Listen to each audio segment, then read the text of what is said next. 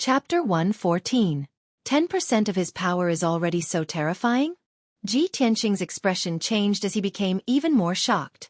If the stinky old man uses all his power, wouldn't he be able to level the entire Grayton Palace in the blink of an eye? This is too terrifying. Just what realm has his strength reached? Origin Core Realm? Or the legendary Heaven Origin Realm? After a while, he finally calmed down. He did not dare to let his imagination run wild. He hurriedly closed his eyes to comprehend the Wind and Thunder Strike. While the Wind and Thunder Strike is not as complicated as the Thousand Feather Blade, this sword technique focuses on the method of exerting power. Soon, 100 breaths passed. Xiang Wuji stood under the roof and looked calmly at Ji Tianxing. There was a hint of anticipation in his eyes. Ji Tianxing opened his eyes. He calmly walked to the middle of the yard and stood still. He circulated the vital essence in his body. Swish, swish, swish. 3 flashes of sword energy appeared in front of him. They gave off a dark gold light in the dark night. Ji Tianxing put his index and middle fingers together and formed a sword technique. He quickly waved his hands in a profound pattern to control the 3 flashes of sword energy. Swish, swish, swish. The sword chi made a sharp sound as it pierced through the air. It circled and danced in the air within 3 meters around him, attacking and assassinating from all directions and angles. His hands moved faster and faster, gradually leaving behind after images. The speed of the 3 flashes of sword energy also reached an extreme. They attacked as fast as lightning, and their angles and trajectories became more and more cunning. 10 breaths passed quickly. The 3 flashes of sword energy attacked more than 1,000 times. Ji Tianxing finished practicing the 1,000 Feather Blade. He had used too much vital essence and his face was slightly pale. He waved his hand and called the 3 flashes of sword energy back to his side. They floated in the air. While he used twice the time to control the sword energy to attack more than 1,000 times, he had already mastered the 1,000 Feather Blade. However, he had already grasped the embryonic form of the 1,000 Feather Blade. When he used this sword technique, it was already 60 to 70% similar. Even though his sword energy was still very weak and could not be compared to Xiang Wuji's azure sword energy. But in the future, when he was strong enough, he would be able to achieve the same effect and power as Xiang Wuji. At this moment, Xiang Wuji spoke calmly.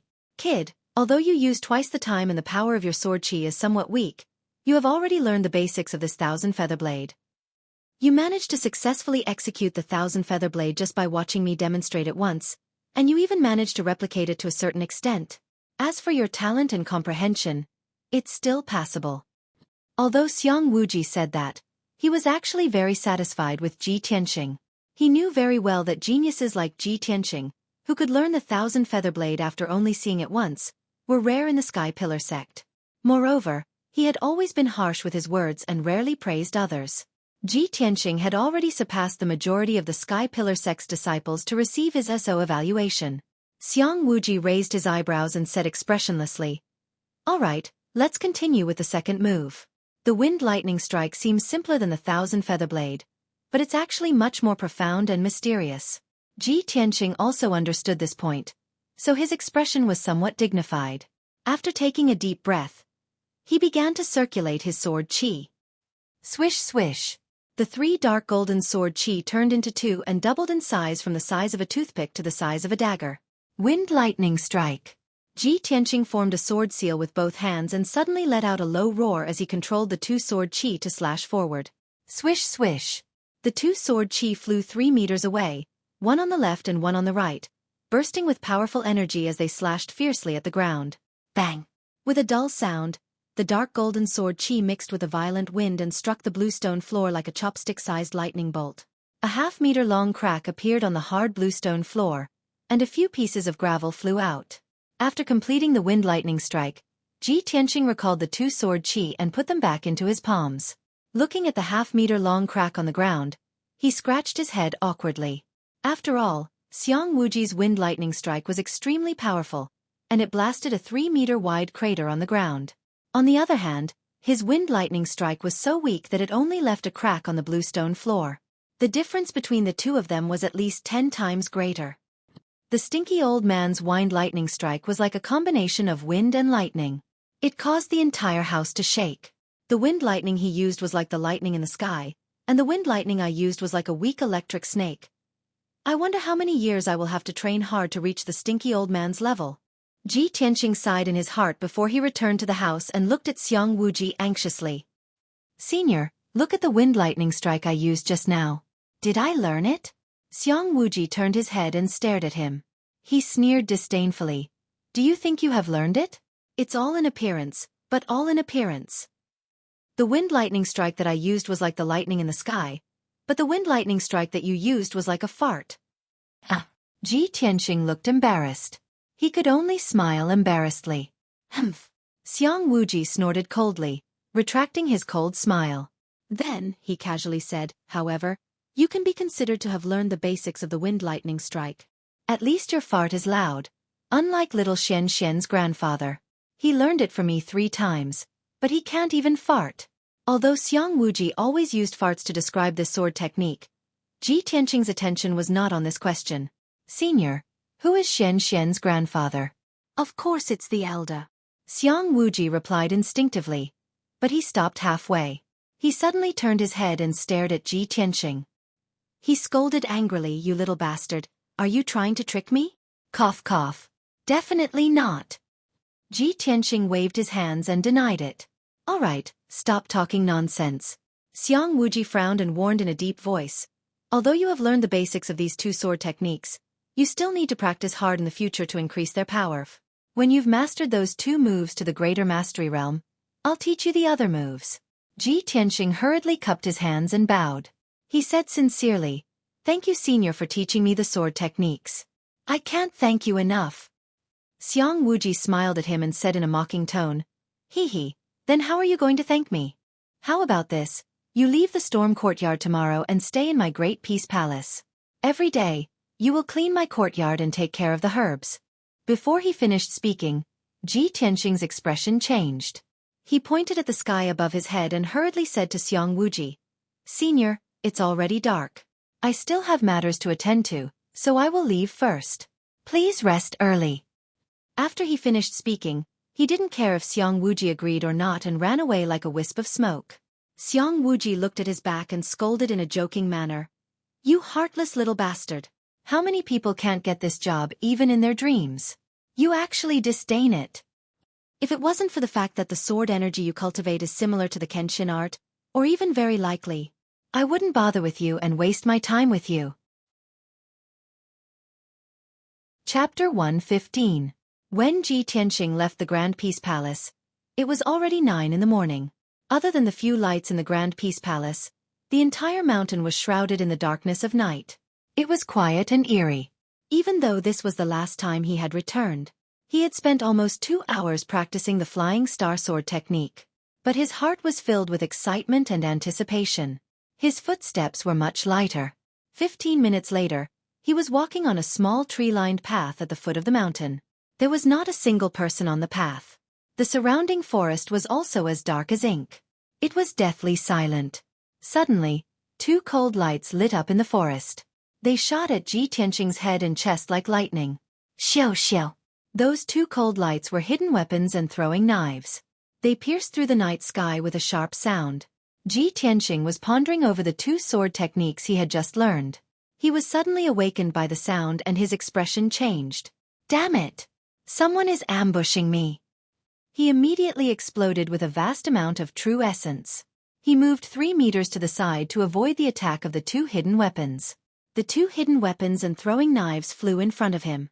With 2 dong, dong sounds, they nailed themselves into a large tree on the side of the road. The finger-long blade was completely embedded into the tree trunk. The handle was still violently vibrating. Clearly, these 2 hidden weapons and throwing knives contained a large amount of power.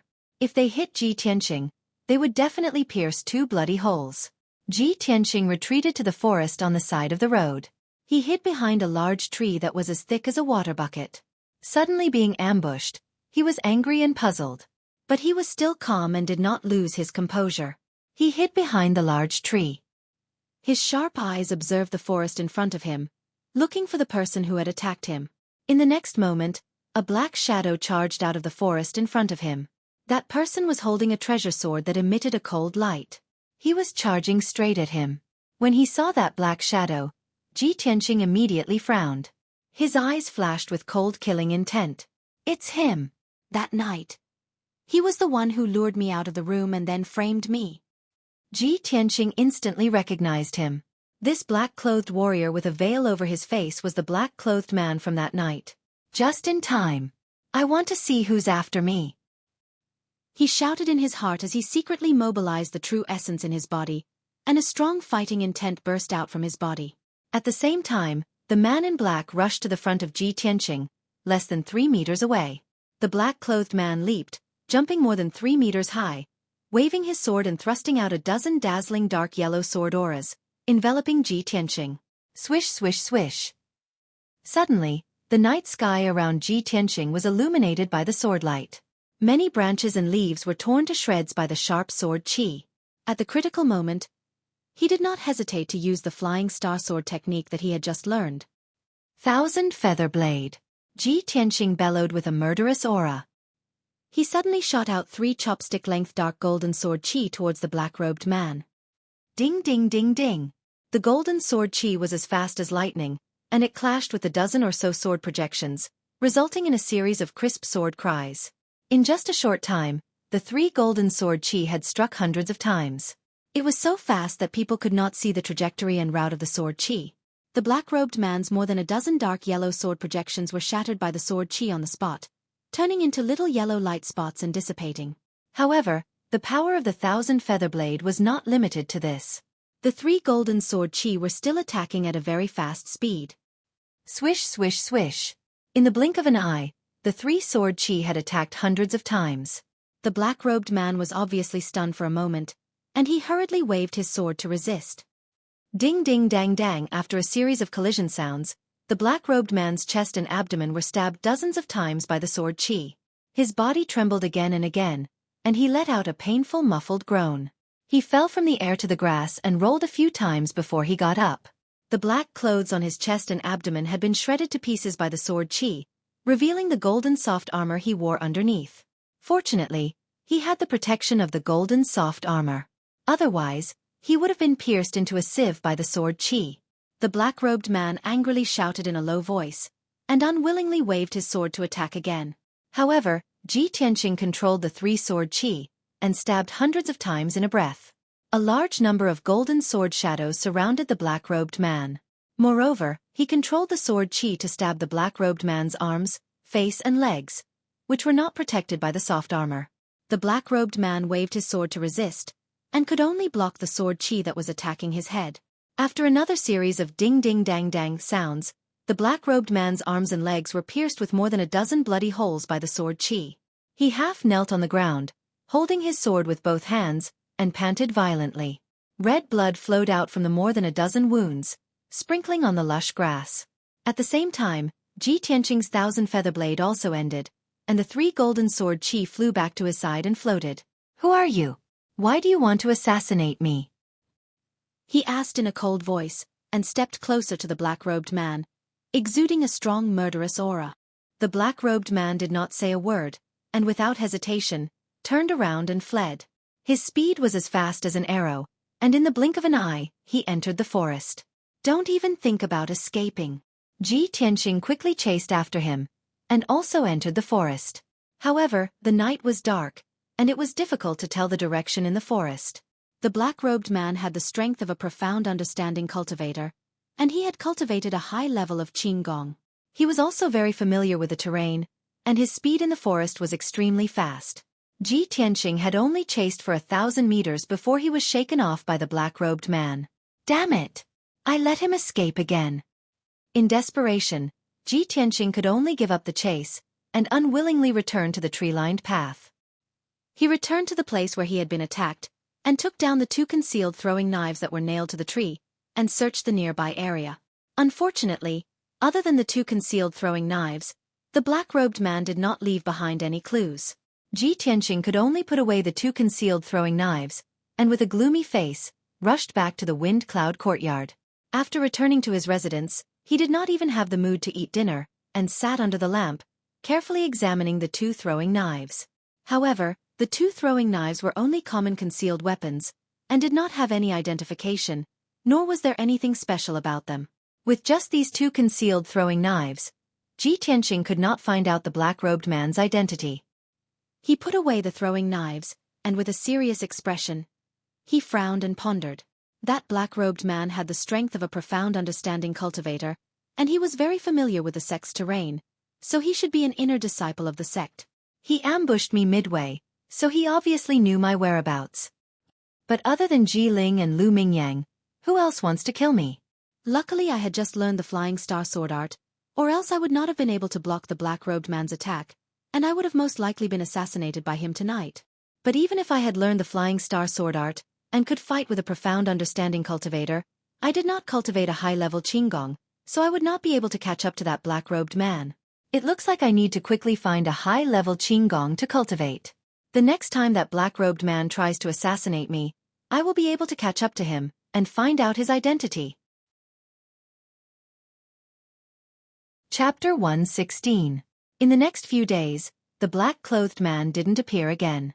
He was probably recuperating in secret. Ji Tianqing would sweep the floor of the Grand Peace Palace every day. He would also study the 1,000 recipe set and learn about pill formulas and medicine. At night, he would focus on cultivating the flying star sword art and pondering the mysteries of the 1,000 feather blade and wind lightning strike. In these few days, Xiang Wuji didn't appear again. Ji Tianqing also didn't know what he was busy with. Ever since that evening when she met Lu Mingyang outside the gate, Xianxian hadn't gone to the Grand Peace Palace. Unknowingly, 5 days had passed. Today was the second week of the Tempest Courtyard small exam. Han Qiusheng wanted to test everyone's learning results. Early in the morning, the bell rang in the Tempest Courtyard's main hall. Ji Tianqing, Nie Hao, and the others all rushed to the main hall to accept Han Qiusheng's test. The content of this test was related to pill formulas and medicine. Han Qiusheng gave each of the 10 disciples a pill formula and had Du Wu place more than 40 sets of medicinal ingredients on the table. The pill formulas in everyone's hands had all been cut down. They were all missing 2 or 3 medicinal ingredients. Han Qiusheng's test was to have everyone carefully study the pill formulas in half an incense stick's time and make up for the missing medicinal ingredients. In the end, the 10 disciples all completed the task in half an incense stick's time and made up for the missing medicinal ingredients. After Han Qiusheng checked, he announced the results of the test. Ji Tianqing, Nie Hao, Ji Ling, Emo, Shi Jingqing, and the others all completed the task without error. Only one disciple made a mistake and failed to complete the task.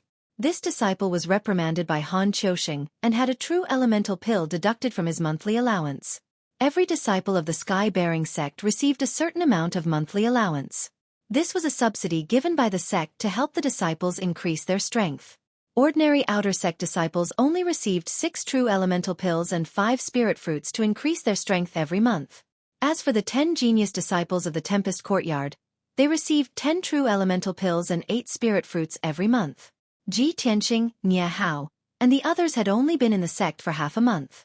They had to wait until the beginning of the next month to receive their monthly allowance. The disciple who did not complete the mission had his true elemental Dan deducted just like that, which was also very distressing. After the assessment ended, Han Qiusheng announced everyone's mission for the next half a month. Now that you've recognized the medicinal herbs, you've also understood the pill formula and the prescription. In the next half a month, everyone will study the pill formulas of the spirit-nourishing pill, green jade pill, and heart-nourishing pill, and practice refining pills. There is a pill room in the outer sect that is specially provided for disciples to refine pills. Everyone can go there to practice refining pills. However, each of you will only have 3 sets of materials to refine pills, so you must understand them thoroughly and try to refine pills only when you are confident. At the end of this month, I will conduct a monthly test for all of you. At that time, you will be rewarded according to your performance. I can reveal one thing in advance. The top 3 in the monthly assessment will be rewarded, but the reward for the first place is the most generous. It will greatly affect your cultivation for the next 6 months. After speaking, Han Qiusheng had Du Wu distribute 3 sets of alchemy materials to each person. After that, Han Qiusheng left with Du Wu. All the disciples carried their bundles of medicinal herbs and walked out of the main hall one after another. Ji Tianqing and Nie Hao exchanged a few words, and the 2 of them were the last to walk out of the main hall. When they walked into the courtyard, they saw several other disciples gathered at the entrance of the Tempest Courtyard. They seemed to be discussing something in low voices. He frowned and subconsciously muttered, "What are they doing?" Nye Hao glanced at the entrance and nodded. "Let's go take a look." The two of them stepped across the courtyard and walked towards the entrance. They saw a woman wearing a long white dress standing at the entrance. Although everyone could only see the woman's silhouette, they all revealed a stunned expression and their eyes revealed adoration. The woman in the white dress was like snow, and her graceful figure made people's hearts beat faster. Her beautiful cheeks were suffocating, and her long black hair hung down to her waist. She only stood quietly outside the entrance, but she had a kind of aloof and noble temperament that was aloof from the world. When the genius disciples of the Tempest courtyard saw her, they felt ashamed of their inferiority and did not dare to approach and disturb her. Several disciples gathered together and discussed in low voices with excited expressions on their faces. "What a beautiful woman! I'm not afraid of being laughed at, but this is the first time I've seen such a peerless beauty in my life." "Yes, I feel the same way. Such a peerless beauty with an otherworldly temperament, just like a fairy from the heavens." "Hee, you are too ignorant. This beauty in white is our senior sister, the chief disciple of our courtyard, Yun Yao." "Ah, she is Yun Yao? The #1 genius of the Tianjin region? Oh my God, I've heard of her reputation and deeds 2 years ago. I didn't expect to see her in person today. I'm so lucky." It's a pity that such a peerless beauty can only be seen from afar and cannot be profaned. Otherwise, I would have the courage to visit senior sister. Shi Jingqing and Emo also gathered together. They looked at Yun Yao up and down with passionate eyes, whispering to each other. "I didn't expect senior sister Yun Yao to come to the outer courtyard and to our Tempest courtyard." "Yes. I don't know why senior sister came to the Tempest courtyard. It seems like she's here to look for someone." "Sigh. I don't know who is so lucky to be acquainted with senior sister and make her come to the Tempest courtyard to look for him.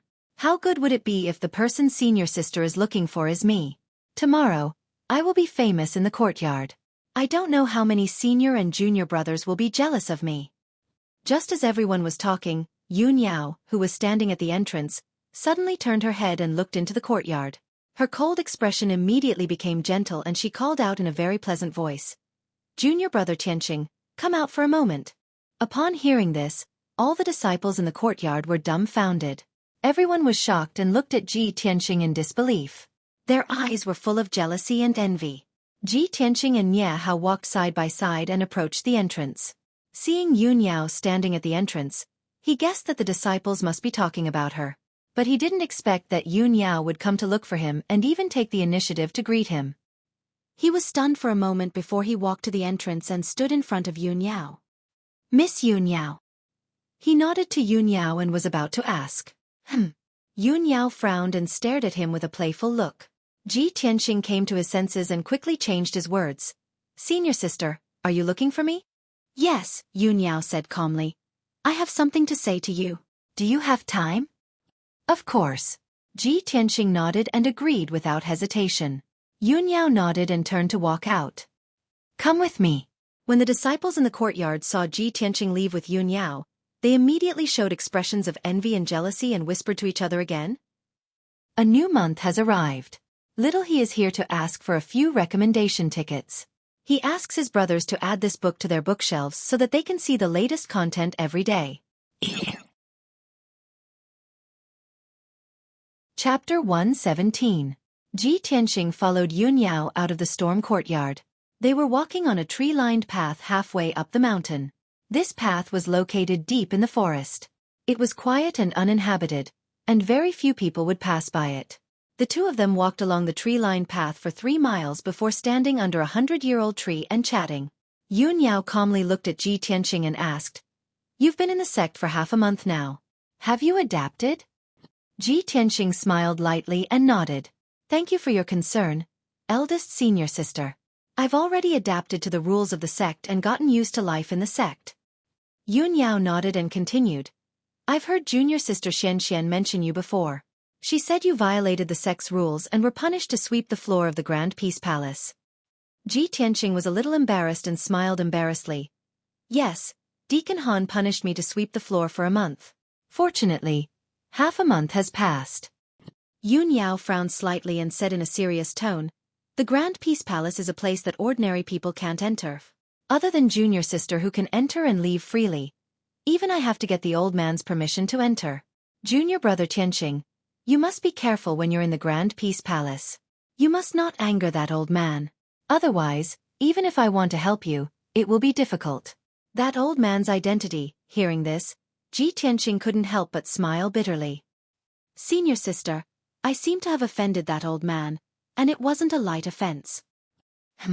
Yun Yao frowned and a trace of worry flashed through her eyes. What did you do this time? Ji Tianqing didn't dare to look directly into her big clear eyes. He turned his head to look elsewhere and said with a bitter smile, I accidentally tore off his roof and destroyed the blue soul grass and azure spirit tree that he carefully cultivated. Yun Yao didn't know whether to laugh or cry. She looked at Ji Tianqing with a complicated expression. After a long time she shook her head and sighed. Ai, good luck to you. In the entire Sky Pillar sect, only that old man has the jade soul grass and the azure spirit tree. In the past, when I wanted to ask for a jade soul grass, I had to beg Master to come forward and ask for it. It's not easy for you to stand in front of me alive. Ji Tianqing listened to Yun Yao's helpless tone and looked at her worried face. His heart skipped a beat. Eldest senior sister, don't worry about me. I know what I'm doing. Besides, that old man doesn't seem to be as cruel as you said. Yun Yao's beautiful eyes turned, glanced at him, and said in a strange tone, I'm not worried about you. I just think that it would be so pitiful if you were beaten to death by that old man at such a young age. Ji Tianqing was speechless. He didn't know how to respond to her. Moreover, he had always felt that Yun Yao was a high and mighty holy fairy who was untainted by the mortal world. She was usually cold and proud. He didn't know why, but Yun Yao didn't have that kind of cold and distant aura in front of him. He thought to himself, is there anything special about me? How can I get Yun Yao's pleasant treatment and care? Just as he was letting his imagination run wild, a young man in white appeared on the tree-lined path and ran over quickly.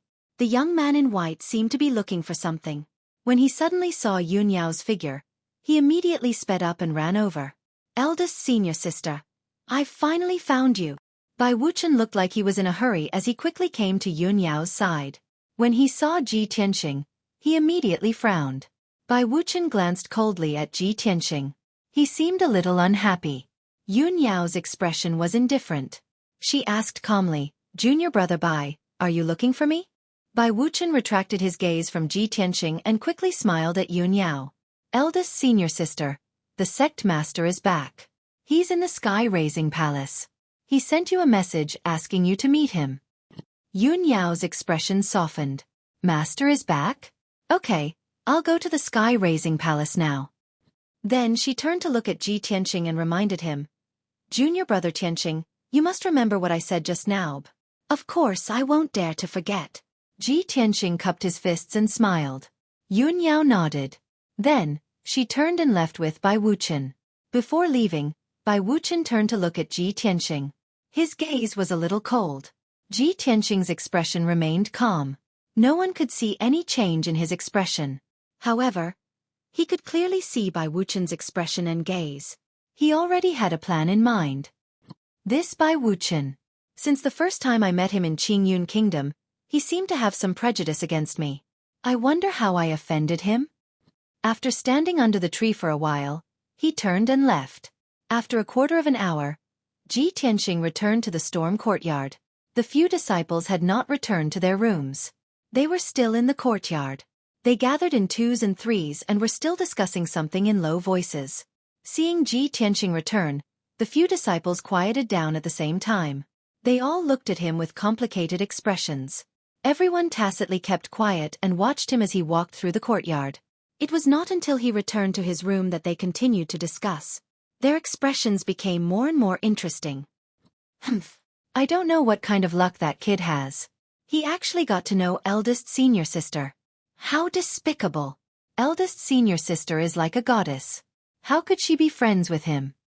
Shi Jingqing and Emo were so jealous that their eyes were almost red. Their hatred for Ji Tianqing deepened. The other two disciples gathered under the tree. Their faces were also filled with jealousy and indignation. No. We have to tell eldest senior sister about that kid stealing the spirit fruit. We can't let that despicable Ji Tianqing get close to eldest senior sister. Cough cough.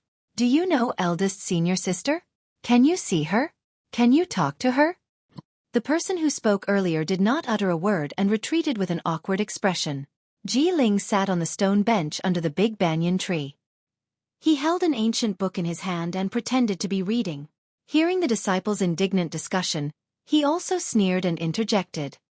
He, back in Qingyun Kingdom, if it wasn't for eldest senior sister's help, that kid wouldn't even have the qualifications to participate in the entrance competition. When the other disciples heard that there was gossip, they hurried to Ji Ling's side and looked at him eagerly. Ji Ling, were you talking about Ji Tianxing? What's going on exactly? You should know about it, right? Hurry up and tell us. Don't keep us in suspense. Ji Ling seemed to like the feeling of being surrounded by everyone, like the moon surrounded by stars. The sneer on his face deepened. He glanced at Ji Tianxing's room. Then he lowered his voice and started to tell them about the entrance competition. The disciples gathered in a circle. They all listened attentively and discussed from time to time. Unknowingly, Ji Ling and the other disciples stood on the same side. They all hated Ji Tianxing. Chapter 118. Inside the Sky Pillar sect, there was a mountain called Qi Shao. This mountain was located in the center of the 9 peaks of the Sky Pillar sect and was also the core of the sect protecting array. At the top of Qi Shao Peak was a magnificent palace called the Sky Pillar Palace. At this moment, the Sky Pillar Palace was empty except for a middle-aged man in a golden robe who was sitting on the sect master's throne. This person was tall and sturdy, handsome, and naturally exuded a powerful and noble aura. Although he looked to be in his 40s, his hair was already white, and his eyes contained an aura of vicissitudes that didn't match his face. This kind of aura could only be possessed by someone who had been tempered by the vicissitudes of time. He was the current sect master of the Sky Pillar sect, a peerless powerhouse who shook the Tianquan region, Chu Tiansheng. Chu Tiansheng was frowning and pondering, and there was a hint of worry between his brows. At this moment, Yun Yao, who was dressed in a white dress, stepped through the door and quickly came to the main hall. She looked up at the middle-aged man on the sect master's throne and bowed respectfully. Disciple greets sect master. Only then did Chu Tiansheng collect his thoughts and look at Yun Yao. He said in a low and kind voice, Yun Yao, come here. Master has something to tell you. Yun Yao quickly stepped forward and walked to the steps of the throne, standing 3 meters away from Chu Tiansheng. Master, you just came back and summoned disciple here. Is it because of that matter? Chu Tiansheng nodded slightly and said with a worried expression, Yes, it's because of that matter. After a pause, he said in a low voice, Yun Yao, you are the disciple with the most potential under Master. You are also the chief disciple of the Sky Pillar sect and have been internally decided to be the next sect master. After Master abdicates in the future, you will still be in charge of the Sky Pillar sect. Therefore, Master has to tell you something so that you can be prepared. Hearing Chu Tianxing's words, Yun Yao frowned and had a bad premonition in her heart. Master, you are at the peak of your strength, and it won't be a problem for you to be in charge of the Sky Pillar sect for another 100 years. Why are you suddenly saying such heavy words today? Could it be that matter has already affected the safety of the Sky Pillar sect? Chu Tianxing nodded and said with a serious expression, That's right. Yun Yao, you are really smart. Didn't you always want to ask about that matter? Today, I will tell you the truth. Listen carefully. Yun Yao understood the importance of the matter, so she no longer interjected. She listened with a solemn expression. Chu Tianxing said with a heavy tone. 1,000 years ago, a peerless demon appeared in the Tianquan region. He wreaked havoc everywhere and brought disaster to the people.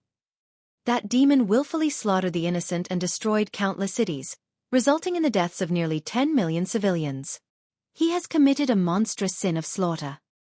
That devil even killed his way into the ancient realm of stars and destroyed a few large sections. He slaughtered thousands of people and plundered countless treasures. Coincidentally, an otherworldly expert appeared and defeated the demon with a single sword strike, suppressing him beneath the Red Cloud Peak. At that time, our sect's founder witnessed it with his own eyes and was fortunate enough to receive guidance from that master. So, our sect's founder moved 8 mountains and placed them around the Scarlet Firmament Peak to form a sealing array. Later, our sect's founder established the Sky Pillar sect.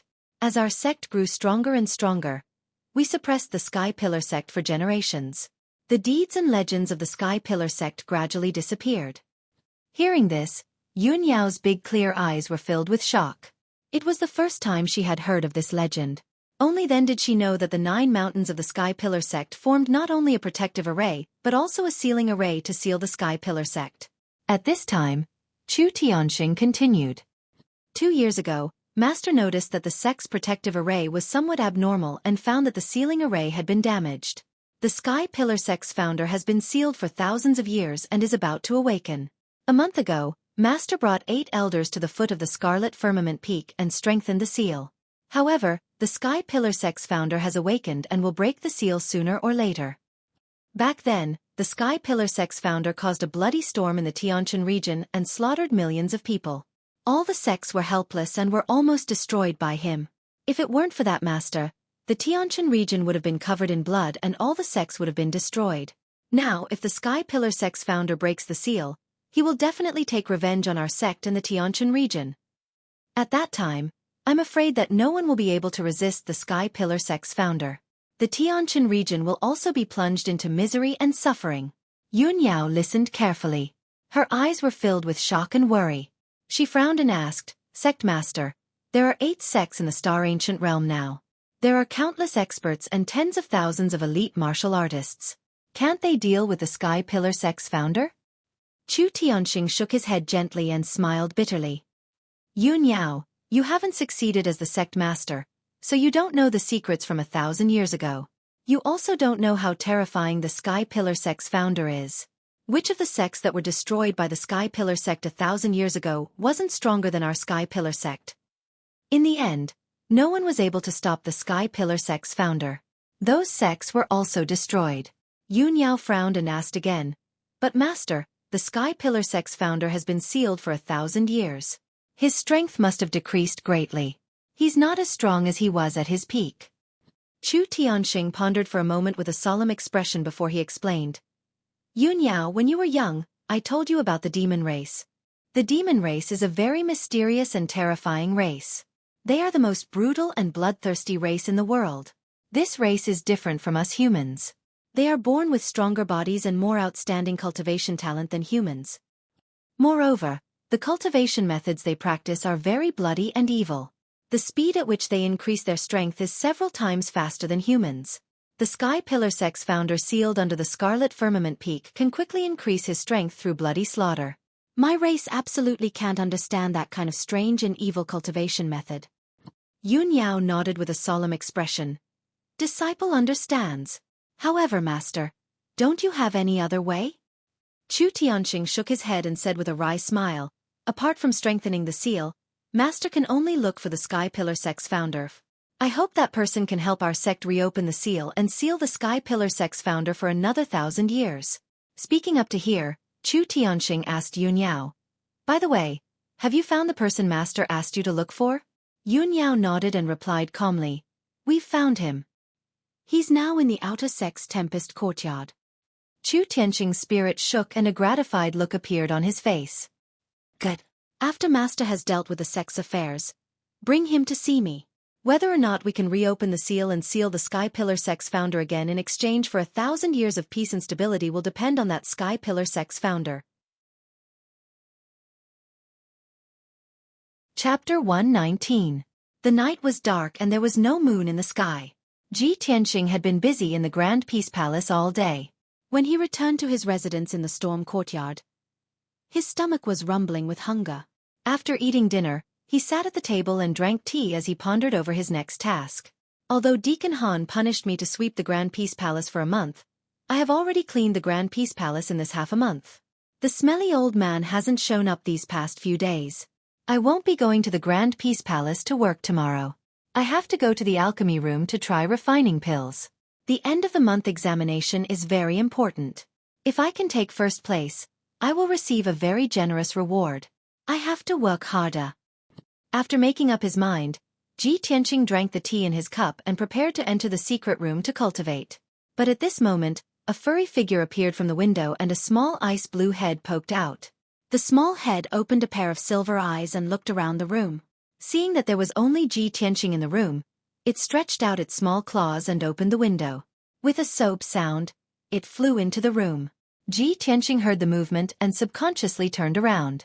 He saw the small ice-blue beast flapping its wings. It was Qian Yu. He immediately frowned and asked in a low voice, Qian, why did you run back? Qian Yu quickly flew in front of him and anxiously whispered, Old Ji, the situation is not good.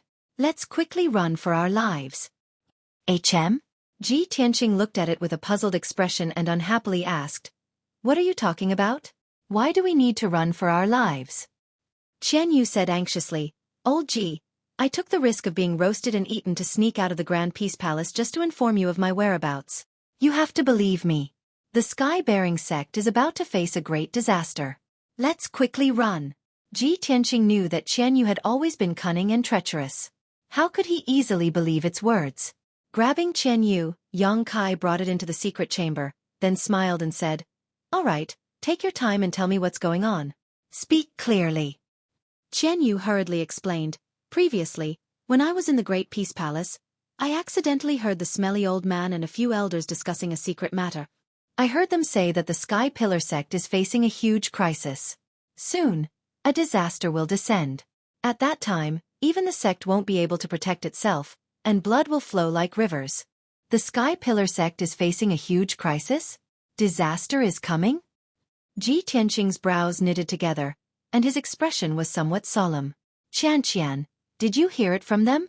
Qian Yu nodded solemnly. Ji Tianqing pondered for a moment and asked, Then did you hear what kind of crisis and disaster it is? Why couldn't they protect the sect? The Sky Pillar sect is the #1 sect in the heavenly stellar region. Qian Yu shook his head and said regretfully, The smelly old man placed a restriction on the 100 treasures brocade pouch. I could only vaguely hear a few words. I don't know what happened. Speaking of this, he anxiously urged, Old Ji, don't ask so much.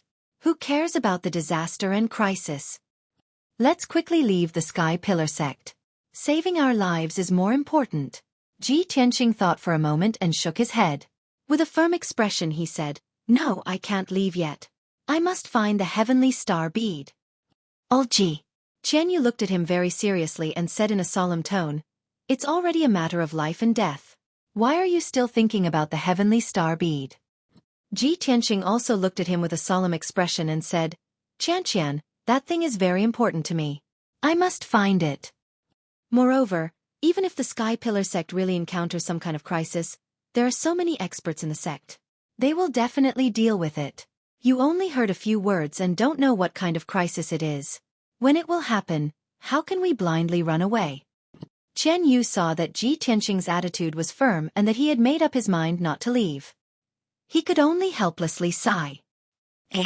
Old Ji, I'll give you a heads up. Since you've decided not to leave, there's nothing I can do. In any case, when the Sky Pillar sect really is destroyed, I'll definitely run away. Ji Tianqing knocked his little head and said with a smile, Then we'll talk about it when it happens. What are you in such a hurry for now? That's right, you and the little black dragon stayed in the Greaten Palace for half a month. The stinky old man didn't mistreat you, right? Qian Yu curled his lips and said in a mocking tone, Do you think we're like you? We were beaten and abused by the stinky old man. Humph. I'm such a smart and cute little fellow. Anyone with a bit of compassion wouldn't have the heart to bully me. Ji Tianqing looked askance at him and said in a bad mood, When you say that, doesn't your conscience hurt? Qian Yu was speechless and could only roll his eyes at him. After a moment of silence he continued, But to be honest, the stinky old man looks very hateful on the surface, but he's actually quite good to me and the little black dragon. During our time in the Greaten Palace, the stinky old man often took out many spirit fruits for us to eat to help us recover our strength. If I hadn't eaten so many spirit fruits and recovered a bit of my strength, I wouldn't have been able to hear the conversation between the stinky old man and the elders. As Ji Tianqing listened, his brows furrowed tightly. The stinky old man took the initiative to take out spirit fruits for you to eat?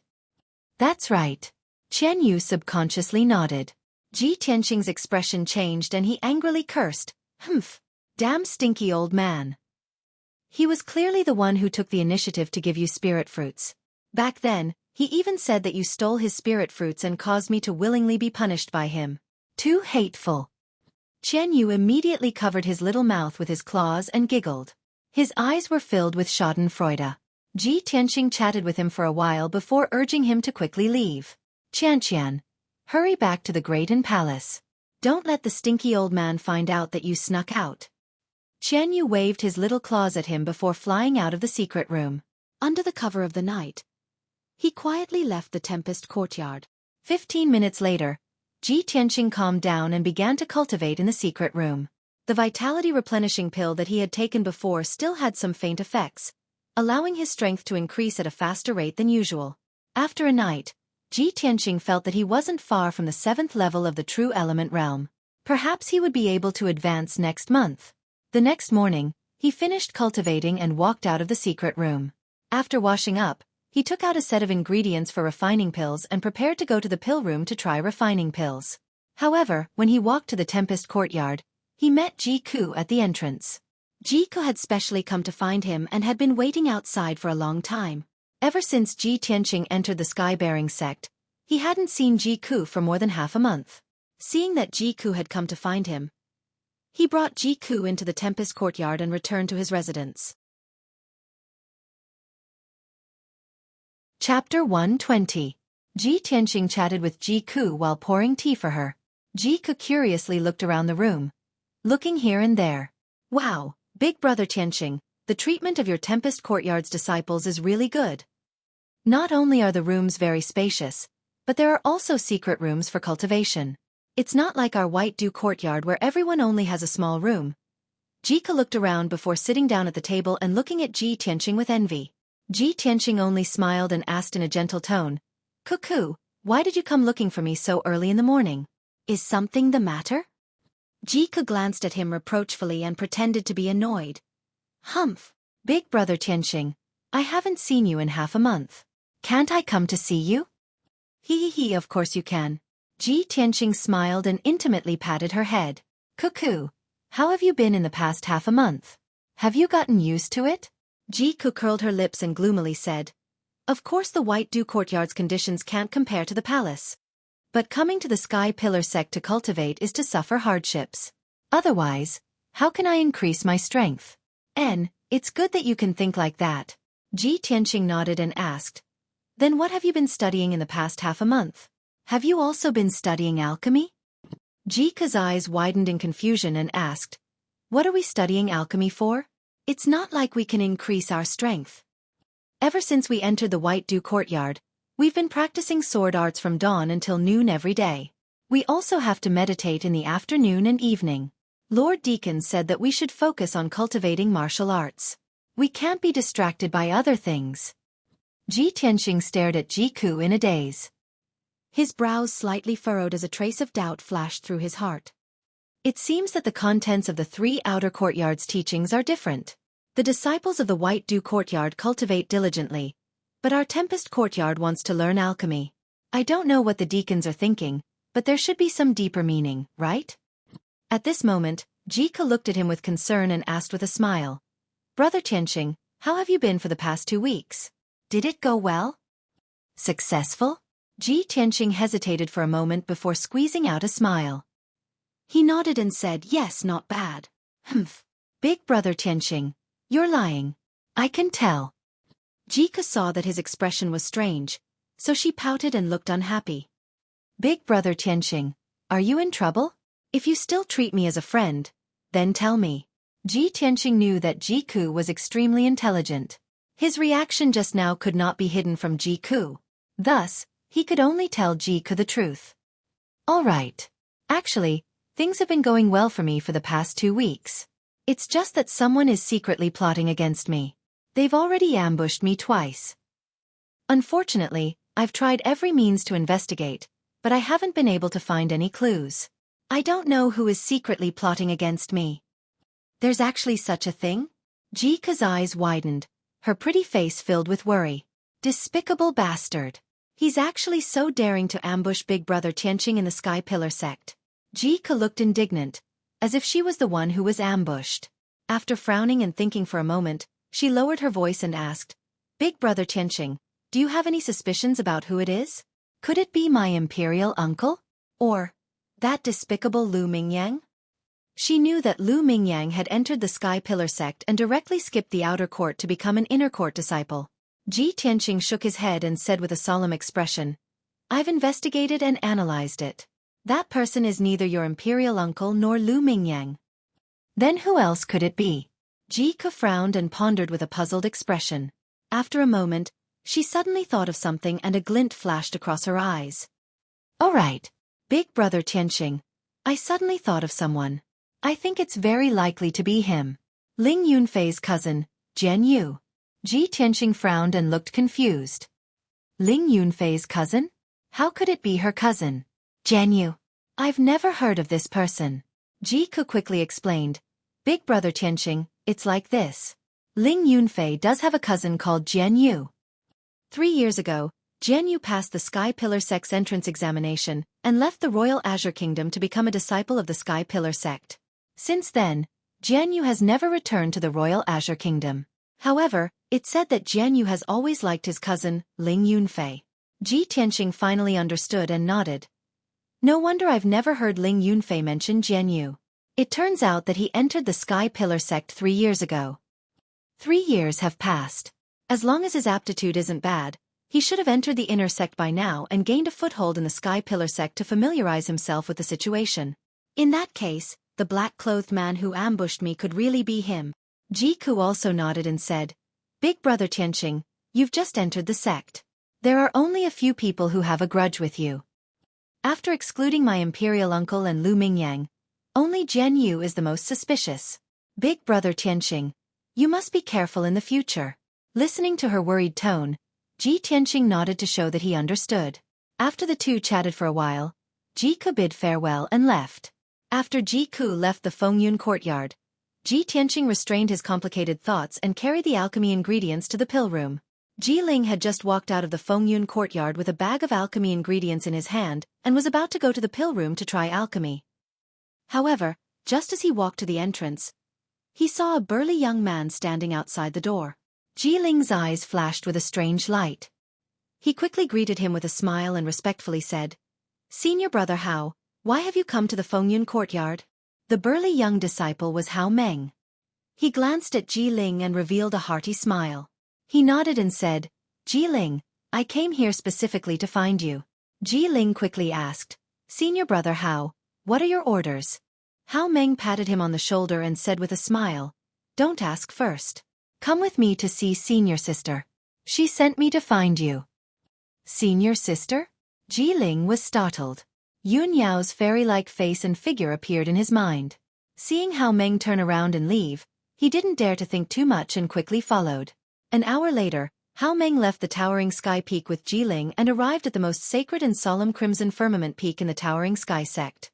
Hao Meng brought Ji Ling to the top of the mountain and arrived at the gate of the towering sky palace. He saw Yun Yao waiting at the gate. The two of them went forward and bowed to Yun Yao. Then Hao Meng bid farewell and left. At the gate of the majestic and solemn palace, only Ji Ling and Yun Yao were left. Ji Ling's mood was a little perturbed, but there was also a faint sense of anticipation. He secretly guessed that he was brought to the Crimson Firmament Peak, where outer disciples were not qualified to approach. It was very likely that there was an important matter. Sure enough, Yun Yao said to him expressionlessly, "Ji Ling, come with me to see the sect master Naub. Remember, you must tell the truth." If you guys like this book, please give it 5 stars when you review it. Because the system defaults to 3 stars, I hope that you can manually light up all 5 stars. Thank you very much. Chapter 121. Before entering the Sky Pillar Sect, Ji Ling had vaguely learned some news. He knew that he was the person the Sky Pillar Sect was looking for, and it seemed to be related to a very important matter. So he knew that once he entered the Sky Pillar Sect, he would definitely be valued and cultivated. However, he had been in the sect for half a month and had not been valued. He was secretly anxious in his heart, but he could not find anyone to ask. Now he knew that the time had finally come. Hearing Yun Yao's words, his heartbeat suddenly sped up, and his eyes flashed with joy. He did not expect that the Sky Pillar Sect's sect master would personally receive him. This importance and honor simply made his blood boil with excitement. However, he remained calm on the surface and respectfully cupped his hands. "I will follow senior sister's teachings." Yun Yao did not answer and calmly led him into the main hall. The main hall was silent, and there was only a figure sitting on the throne at the head. It was a middle-aged man in a golden robe. His face was resolute and handsome, and he had long snow-white hair. His aura was very dignified and powerful. Jiling was quick-witted and of course recognized that it was the Sky Pillar Sect's sect master. He followed Yun Yao into the main hall and stood still, bowing with Yun Yao. Disciple greets sect master. Disciple greets sect master. Chu Tianxing sat on the sect master's throne and looked down at Jiling. He could see at a glance that Jiling had the strength of the 7th level of the True Element Realm and was about to advance to the 8th level of the True Element Realm. Moreover, he saw that Jiling's appearance was dignified, and his temperament and speech were very elegant. He secretly nodded in his heart and had a plan. "You're called Jiling? Are you a prince of the imperial family of the Clear Sky Kingdom?" Chu Tianxing stared at Jiling and asked calmly.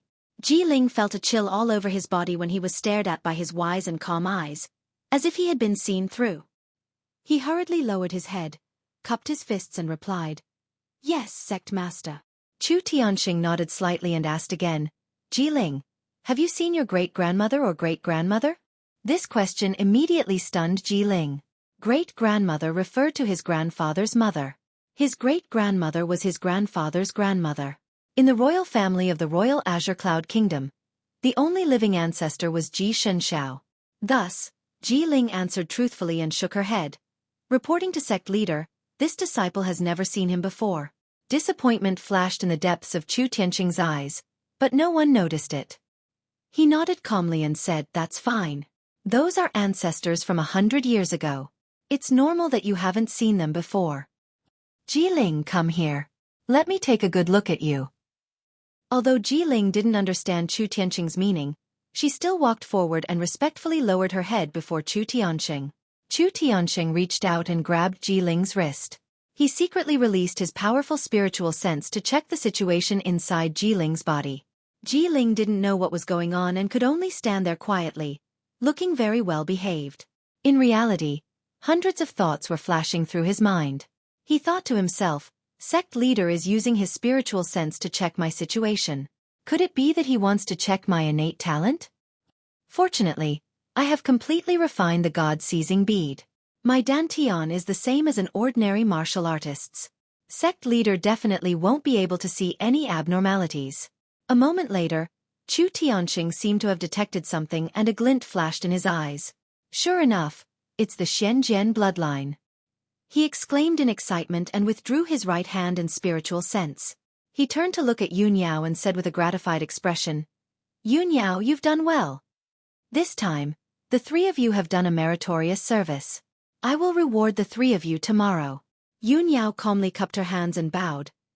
"Thank you, sect leader master." Chu Tianxing looked at Jiling and said with a smile, "Jiling, go back to the storm courtyard and cultivate hard.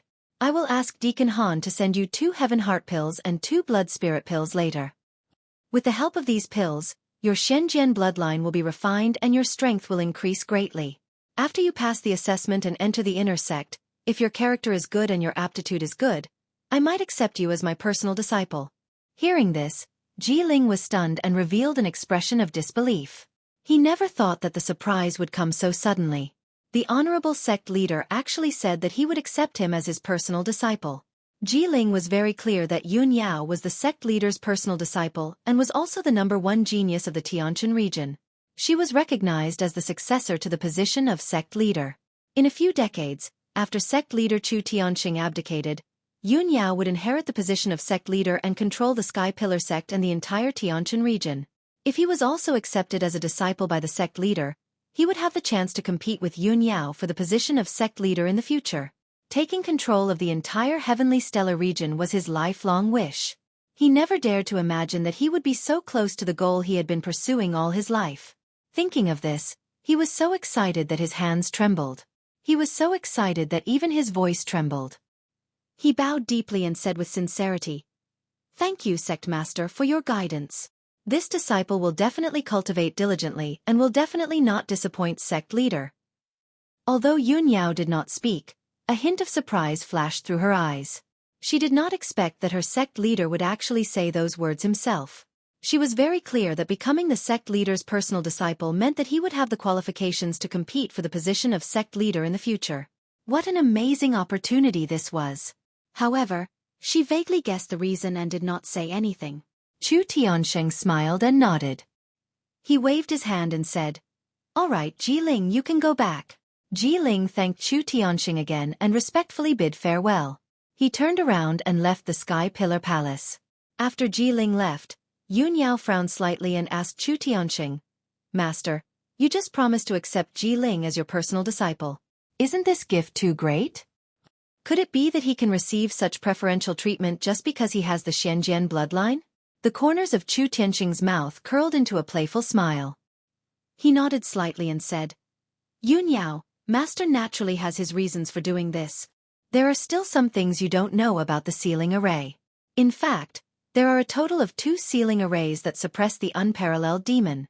The first sealing array was casually set up by the unworldly expert, who defeated the unparalleled demon with a single sword strike 1,000 years ago.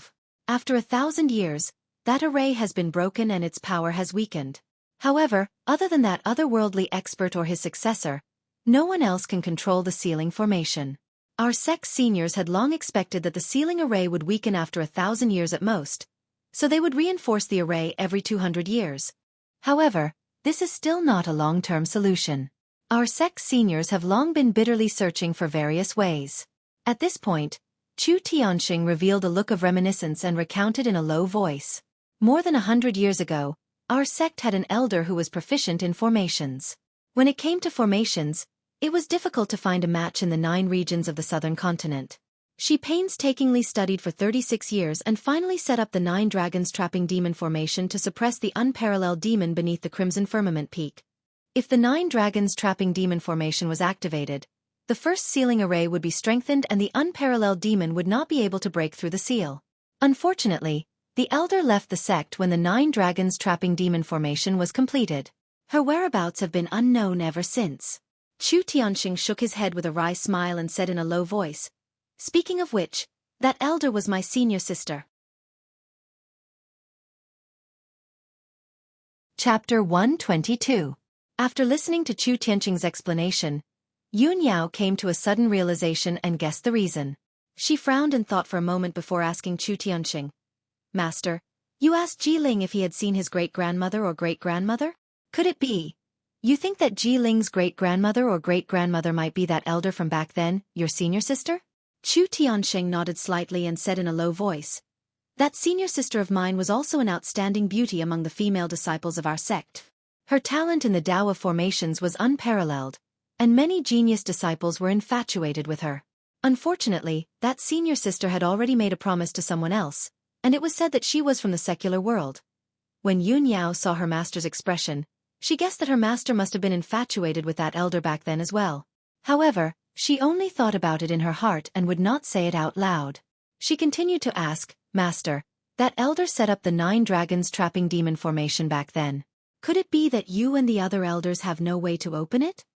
Chu Tianxing shook his head. "That elder has the bloodline of Xianjian. If you want to open the 9 dragons trapping demon formation, you must use the bloodline of Xianjian as a primer. Whether Jiling is that elder's descendant or not, he also has the bloodline of Xianjian. He might be able to open the 9 dragons trapping demon formation." Yun Yao finally understood everything. She nodded solemnly and said, "So that's how it is." Chu Tianxing pondered for a moment and continued, "Yun Yao, I know that suddenly accepting another disciple might make you feel uncomfortable. However, this person concerns the life and death of our sect. I can only do this. I have to ensure his safety and nurture him with all my might. Of course, I want to accept him as my personal disciple because he can open the 9 dragons trapping demon formation. If he can open the 9 dragons trapping demon formation, he will have done a great service to our sect. It is only right for me to accept him as my personal disciple." Yun Yao nodded to show that she understood. She quickly said seriously, "Don't worry, Master. I understand. I have to look at the big picture and will not feel uncomfortable." "That's good." Chu Tianxing nodded with a gratified expression. "All right, you can leave now. Bring Bai Wuchen and Hao Meng here tomorrow to receive their rewards." After Yun Yao bowed and thanked Chu Tianxing, she turned around and left the heaven-raising palace. After Ji Ling left the Scarlet Firmament Peak, she walked alone on the tree-lined path at the foot of the mountain. Even now, he still couldn't suppress the excitement in his heart, and his eyes were filled with a bright light. Great! This is my, Ji Ling's, destiny. I really didn't expect that the Xianjian bloodline would bring me such heaven-defying luck. Not only will the sect leader nurture me, he will also take me in as his personal disciple. With the sect leader's support and nurturing, I will be able to reach Tongxian realm within half a year. By then, I will be able to pass the examination and enter the inner sect, becoming the sect leader's disciple. Ji Ling's face was flushed with excitement as she fantasized with anticipation. Although Yun Yao is the #1 genius of the Tianqian region and the recognized successor of the sect master, she is still a woman. After I become the sect leader's personal disciple, I will find a way to defeat Yun Yao and take the position of the sect leader. By then, I will be able to achieve my lifelong goal of controlling the entire Tianqian region. Ha ha ha, thinking of this, Ji Ling wanted to laugh out loud to vent the excitement in his heart. However, after being happy for a while, he gradually calmed down. He frowned and pondered for a moment before realizing that there was a huge hidden danger in this matter. The reason why the sect leader values me so much and I can become his personal disciple in the future is because I have the Xianjian bloodline. If that's the case, if I didn't use the God-seizing pearl to take away Ji Tianqing's Xianjian bloodline, this great surprise and opportunity would have been his.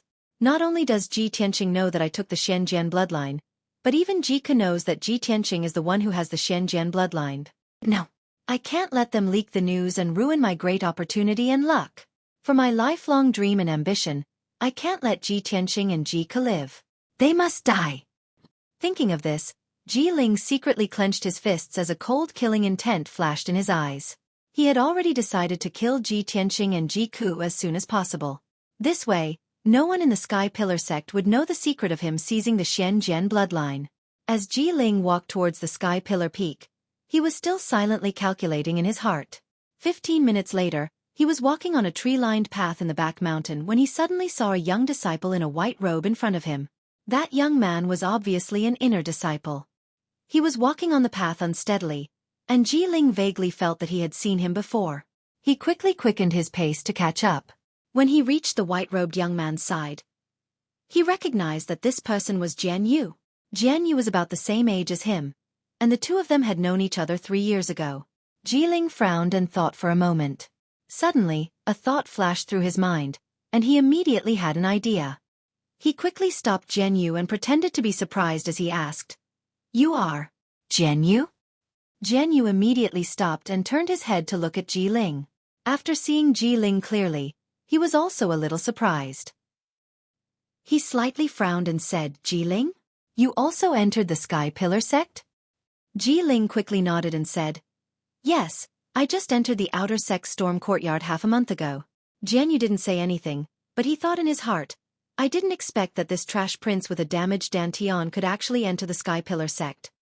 During the new disciple entrance ceremony half a month ago, I was only focused on looking for Ji Tianqing, but I didn't find Ji Ling at this time." Ji Ling sized up Jian Yu and asked doubtfully, "Jian Yu, your face is pale and your legs are inconvenient. Are you injured? What happened?" Jian Yu expressionlessly replied, "It's nothing serious. You don't have to worry." Ji Ling could see that he was injured and was in a bad mood. He deliberately sighed with a sorrowful face and said, "AI. Originally, Fei Fei was going to enter the sect with this prince. I didn't expect that right before the entrance competition, she would be cruelly killed by that bastard Ji Tianqing." When Ling Yunfei was mentioned, Jian Yu's face became even paler. His eyes were filled with hatred and killing intent. "Ji Tianqing. That damn bastard. I will never let him off." Ji Ling saw that Jian Yu had fallen into the trap and probed. "Jian Yu, Ji Tianqing was framed by someone using the white sun fruit. It couldn't be that you did it, right?" Jian Yu glanced at him and said in a low voice, "So what if I framed him? If I find a good opportunity, I will kill him with my own hands and avenge Fei Fei." Ji Ling's face immediately turned solemn and said with a common enemy, "Jian Yu, I also have a blood feud with Ji Tianqing. If you want to kill him, count me in." Jian Yu's tone was filled with unwillingness as he said, "It's a pity that Ji Tianqing is too cunning. I have already failed once. It will be difficult to kill him again. Ji Ling revealed a confident smile and said in a low voice, Jian Yu, I have a way to kill Ji Tianqing. Why don't we join hands?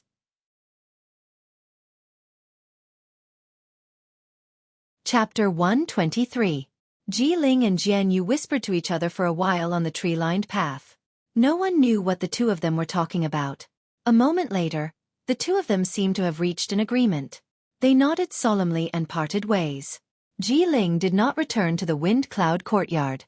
Instead, he went straight to the intersect at the peak of the mountain. He entered a certain house and stood outside a room. He knocked on the door with a calm expression. After a while, the door opened with a creak. Lu Mingyang saw Ji Ling outside the door and revealed a smile. He asked, Ji Ling, why are you looking for me? Ji Ling looked around and said in a low voice, Brother Lu, I came to find you this time to ask for your help. Come, let's talk inside. Lu Mingyang hurriedly led him into the house and closed the door. After Ji Ling entered the house and sat down, he went straight to the point. Brother Lu, I have already contacted an old friend. This person also has a grudge with Ji Tianqing. We have decided to deal with Ji Tianqing, but this plan needs your help to be flawless. Deal with Ji Tianqing. Lu Mingyang grinned and revealed a sinister sneer. Good. Ji Ling, tell me, how do you want me to help you? Ji Ling revealed a confident smile and whispered his plan into Lu Mingyang's ear. Lu Mingyang listened attentively. After listening, he could not help but nod. Good. Ji Ling, your plan is very good. Ji Tianqing is dead for sure. He won't be able to escape this calamity. Ji Ling looked at him and revealed a sinister sneer. White Dew Courtyard, the house where the female disciples lived.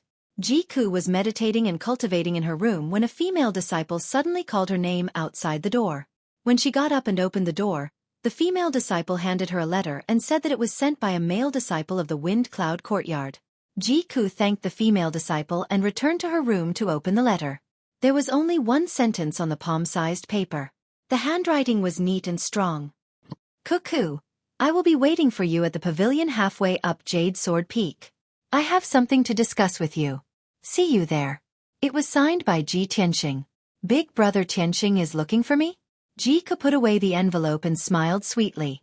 She opened the door with a heart full of joy and subconsciously wanted to go to the appointment. However, when she entered the courtyard, she calmed down and frowned in confusion. If Big Brother Tianqing is looking for me, why did we meet at Jade Sword Peak? We just met today. What does he have to discuss with me? Thinking of this, Ji Ku decided to go to the storm courtyard to look for Ji Tianqing to verify the authenticity of the letter. A quarter of an hour later, she entered the storm courtyard and arrived outside Ji Tianqing's room. She knocked on the door several times, but Ji Tianqing did not open the door. The room was also silent. At this moment, the door to the next room opened. A tall and handsome young man walked out and asked with a smile, Junior Marshal Sister, are you looking for Brother Ji? Ji Ku nodded and asked, Is Big Brother Tianqing not here? The young man with a bright smile replied, Brother Ji went out not long ago. I heard him say that he had an appointment. Ji Ku already had an answer in her heart, so she asked, May I ask who you are? The bright young man smiled and said, I am Brother Ji's friend. My name is Nye Hao. Senior Marshal Brother Nye Hao. Thank you. Ji Ku smiled and thanked him, then turned around and left. She no longer had any doubts and went straight to Jade Sword Peak. The peak where the outer sect was located was called Heaven Upholding Peak. Jade Sword Peak was behind Heaven Upholding Peak to the right and was about a dozen li away. Behind Heaven Upholding Peak was the peak where Grand Peace Palace was located. Behind it was the sect's core, Crimson Firmament Peak. Ji Ku's heart was filled with Ji Tianqing's words. She was afraid that she would make Ji Tianqing wait for a long time, so she quickened her pace. Ji Tianqing was walking on Jade Sword Peak's mountain path. His footsteps were very fast, and his face was somewhat gloomy. There was a hint of anger between his brows. That damn Ji Ling. I thought that he would restrain himself after entering the sect, but I didn't expect that he would still dare to provoke me like this. He invited me to Jade Sword Peak and said that he had secret information to tell me. This must be his scheme. What does he want to do?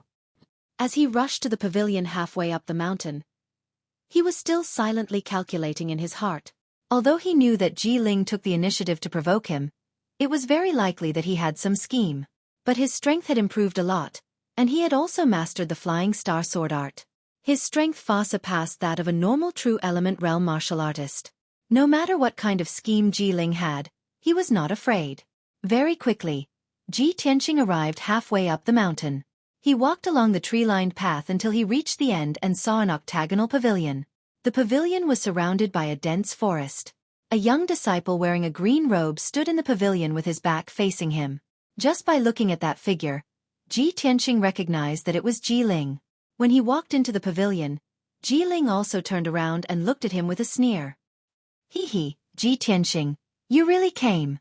Ji Tianqing looked at him with a gloomy expression and shouted in a low voice, Ji Ling, cut the crap. What tricks do you want to play by asking me to come here? Ji Ling revealed a mocking sneer and said in a playful tone, Don't be agitated. I did ask you to come here because I have important news to tell you.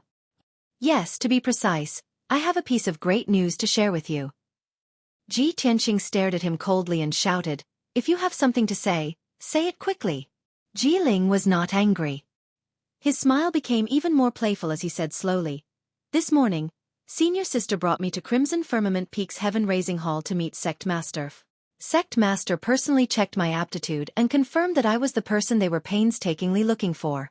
Not only does Sect Master think highly of me, he even rewarded me with a large number of pills and cultivation techniques.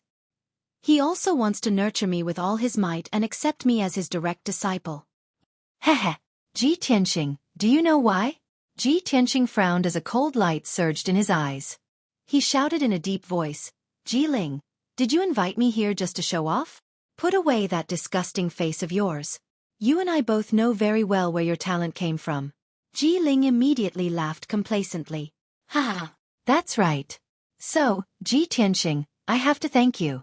It's precisely because of your Xian sword bloodline that I am highly regarded by the Sect Master. In the future, I can become the Sect Master's disciple and even inherit the position of Sect Master. Hearing these words, Ji Tianqing's expression changed drastically. His eyes were filled with rage as he clenched his fists so tightly that they creaked. With a frosty expression, he shouted angrily, Ji Ling, don't be complacent. Sooner or later, I will take back everything I've lost. However, Ji Ling laughed even more arrogantly. Haha, when is sooner or later? Don't tell me you want to wait until I become the Sect Master's disciple and have limitless glory before coming to take revenge on me. Hee, at that time, I'll be able to kill you with a casual word. Ji Ling, you're courting death. Ji Tianqing could no longer hold back his anger and killing intent as he waved his fist towards Ji Ling. Chapter 124. Ji Tianqing's speed was as fast as the wind, and in the blink of an eye, he was in front of Ji Ling. His fists flickered with golden true essence, and with a sharp and domineering power, he ruthlessly smashed towards Ji Ling's face. Ji Ling was already prepared, and immediately retreated, jumping out of the pavilion. He dodged Ji Tianqing's attack and jumped onto the tree-lined path. With a mocking sneer on his face he said, Ji Tianqing, you'll never be able to defeat me. In the past, now, and in the future you will always be under my feet. I will let you know what despair is. Go to hell. Ji Tianqing angrily roared, and once again punched towards Ji Ling. The tree-lined path was somewhat narrow, and Ji Ling found it difficult to dodge his attack, so he used a palm technique to block. Tiger Leap Palm. Ji Ling circulated his true essence, and a powerful force burst out from his body, causing his clothes to flutter in the wind. Both of his palms shot out a violent force. Bang bang bang. In the blink of an eye, the two's fists and palms collided several times, producing a few muffled sounds. Although Ji Ling was at the 7th level of the true essence realm, his true essence was not as powerful as Ji Tianqing's, and he was actually forced back 5 steps. Without waiting for him to stabilize his footing, Ji Tianqing once again punched out. Bang bang. Another few muffled sounds rang out, and Ji Ling blocked 3 punches with his palms, but Ji Tianqing's fist landed on his chest. He was once again forced back 5 steps, his face pale, and the corner of his mouth coughed out blood. Ji Ling, who is more desperate? Ji Tianqing angrily roared, filled with killing intent, and once again rushed towards Ji Ling. Ji Ling's face was gloomy, and he silently used Tiger Leap Palm, desperately blocking his attacks. The two of them fought in the tree-lined path, their figures constantly twisting and turning, dazzling everyone's eyes. Every time their fists and palms collided, a sharp force would burst out, crushing the flowers and leaves on the side of the path. In a short 100 breaths of time, the two of them had exchanged more than 20 moves. Ji Tianqing, who was at the 6th level of the True Essence realm, was actually forcing Ji Ling to retreat step by step. His face was pale, and his forehead was covered in cold sweat. But at this moment, a graceful figure suddenly appeared on the tree-lined path. She was Ji Ku, who had hurriedly rushed over. When she arrived at the pavilion, she saw Ji Tianqing and Ji's figures. Seeing the two of them fighting fiercely, her expression changed and she furrowed her brows. "What's going on? Brother Tianqing asked me to come here. Why is royal uncle here too? Why are they fighting?" Ji Ku murmured in confusion. She rushed to Ji Tianqing's side and shouted anxiously, "Brother Tianqing, royal uncle, please stop. No matter what grudges you have, this is the sect. If you fight in private, you will be punished by the sect." Ji Tianqing and Ji Ling's expressions changed when they heard Ji Ku's voice. A sneer flashed across Ji Ling's eyes as she was secretly pleased with herself. Ji Tianqing, on the other hand, was stunned. He turned to Ji Ku and asked in confusion, "Ku, what are you doing here?" Ji Ku was also stunned. She asked in confusion, "Brother Tianqing, weren't you the one who sent me a letter and asked me to meet here? You also said in the letter that you had something to discuss with me, and that we would meet there. So I hurried over." Ji Tianqing frowned and realized that the situation was not good. "No, Ku, I didn't send you a letter. You've been deceived." Ji Ku's eyes widened. After being stunned for a moment, she guessed that it must be Ji Ling's doing. However, just as Ji Tianqing and Ji Ku were confronting each other to verify the authenticity of the letter, Ji Ling had already rushed over to Ji Tianqing's side. Ji Ling had already taken the opportunity to rush in front of Ji Tianqing. She reached out and untied the belt around her waist. With a shake of her hand, she turned it into a soft sword and stabbed it at Ji Tianqing with a sinister smile.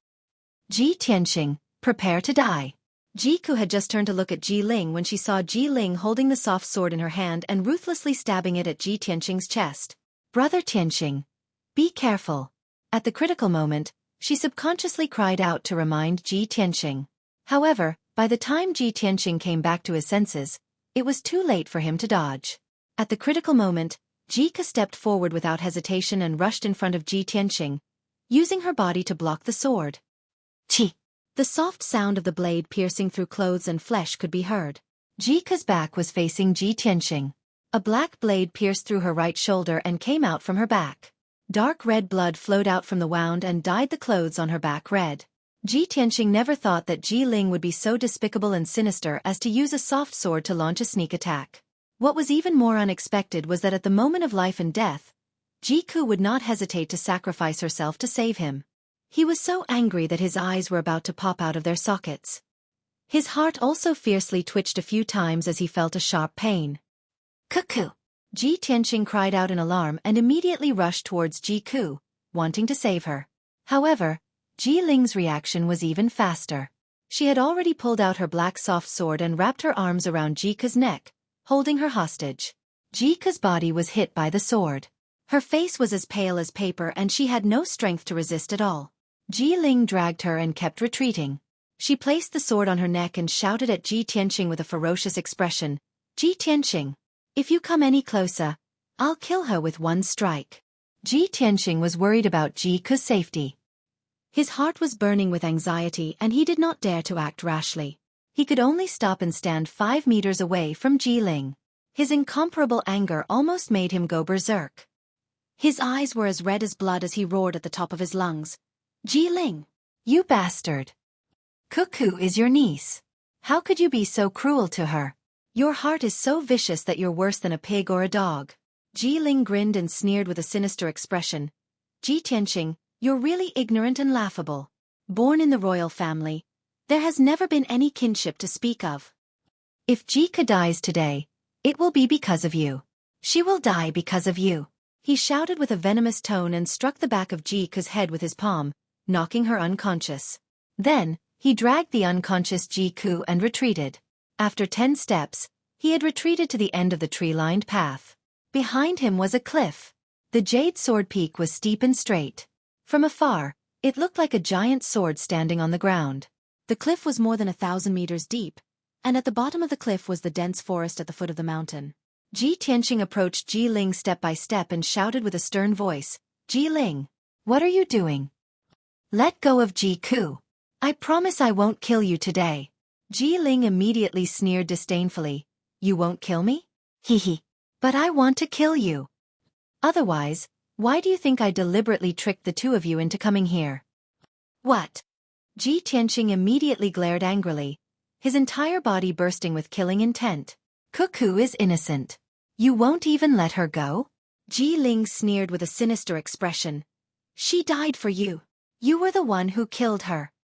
With that, he ruthlessly slapped Ji Ku's back and pushed him down the cliff.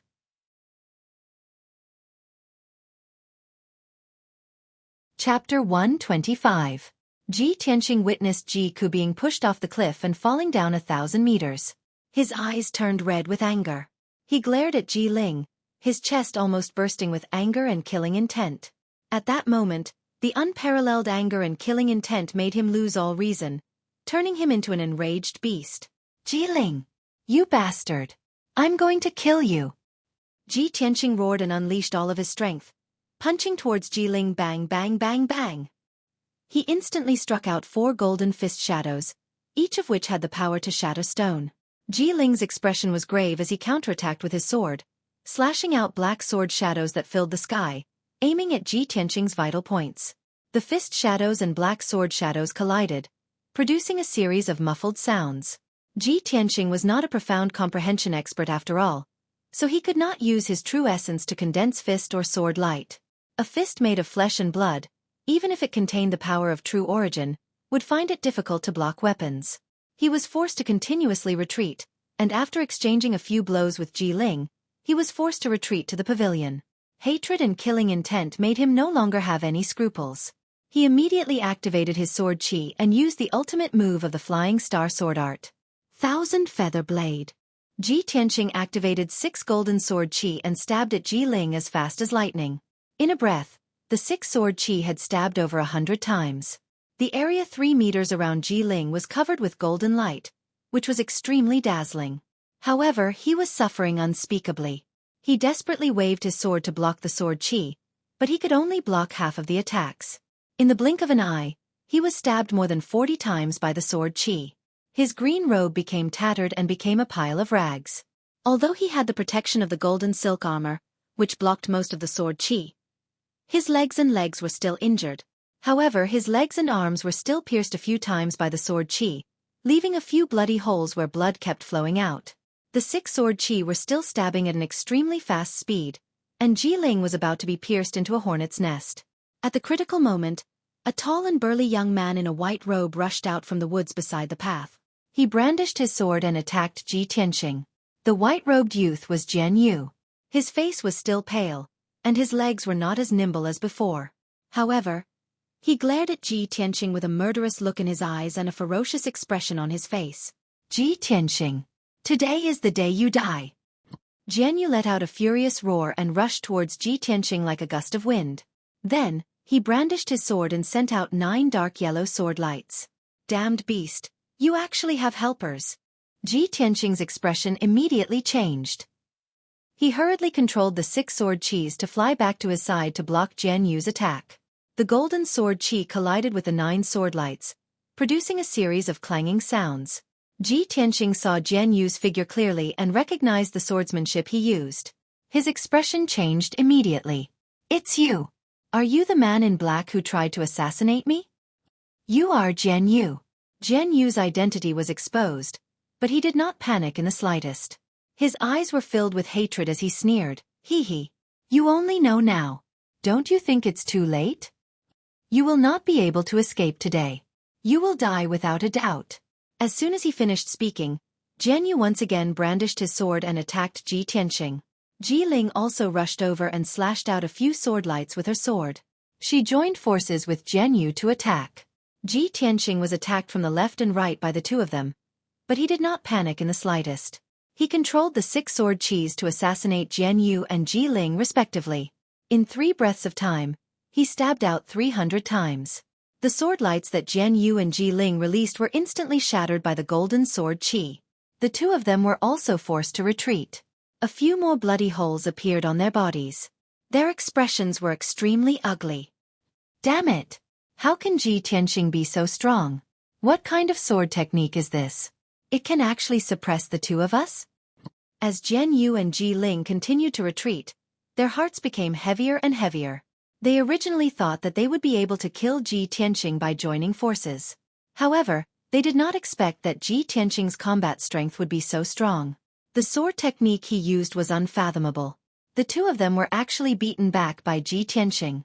It was simply unbelievable. Finally, the 1,000-feather blade was completed. A ruthless cold light flashed in Ji Tianxing's eyes as he used the Gale Lightning Strike again. Gale Lightning Strike. He let out a low shout and controlled the 6 sword qis. They merged into 2 huge sword qis that were half a meter long and ruthlessly attacked Jian Yu. The 2 sword qis lit up with a dazzling cold light and swept up a violent hurricane.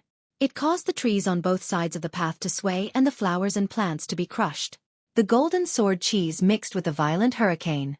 It was like a half a meter long lightning bolt that ruthlessly struck Jian Yu. Bang! Jian Yu's face was aghast as he waved his sword to block, but it was useless. With a muffled sound, the sword in his hand was sent flying. He was also sent flying 3 meters away and fell into the forest by the side of the road. He struggled a few times in the forest but was unable to get up. He only felt a tingling pain all over his body and dark red blood kept flowing out of his mouth. After Ji Tianxing heavily injured Jian Yu with one move, he no longer paid attention to him and rushed towards Ji Ling like a gust of wind. Ji Ling! You bastard! I will kill you to pay for Ke's life. Ji Tianxing roared as if he had gone mad. He once again activated the sword qis and attacked Ji Ling. Ji Ling saw with his own eyes that Jian Yu was sent flying by a single move. He spat out blood as he lay in the forest and did not crawl out for a long time. He was already pale with fright.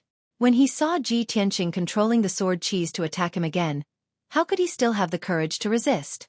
At this moment, he could only desperately retreat.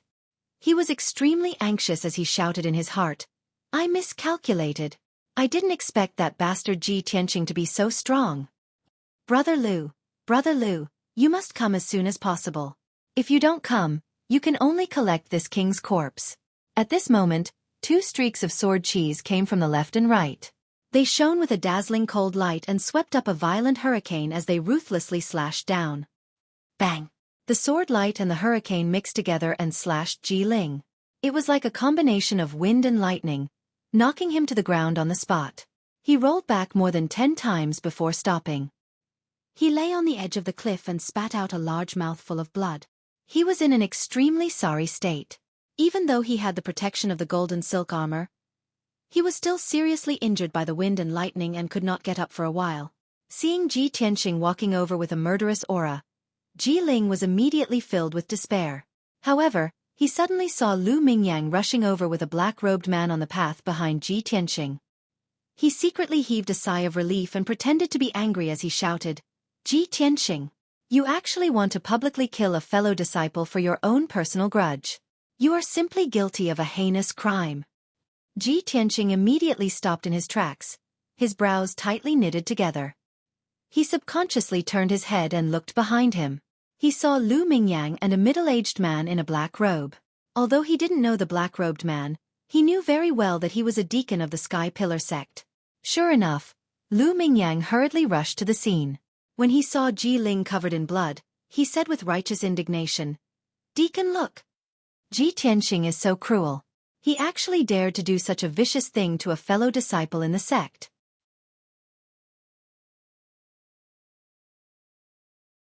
Chapter 126. Ji Tianxing had a bad premonition when he saw Lu Mingyang appear with the black deacon. He immediately understood that this was all part of Ji Ling's scheme. He and Ji Ku were both tricked by Ji Ling, and Jian Yu and Lu Mingyang were her accomplices. At this moment, the black deacon walked to the middle of the field and shouted angrily, Stop! The disciplinary deacon is here. Don't you dare be so arrogant. If the disciplinary deacon had come a moment later, Ji Tianxing would have killed Ji Ling. However, since the disciplinary deacon was here, he no longer had the chance to kill Ji Ling and could only reluctantly stop. Ji Ling sneered in her heart but pretended to be on the verge of death. She reported to the disciplinary deacon. "Deacon, you came at the right time. Ji Tianxing, that bastard, wanted to kill me. Deacon, you must seek justice for me." The disciplinary deacon looked at Ji Ling and asked in a low voice, "What's going on? Why are you here and why are you killing each other?" Without waiting for Ji Tianxing to explain, Ji Ling spoke first. "Deacon, this is what happened. Ji Tianxing and I both came from Qingyun Kingdom and we had a grudge in the secular world.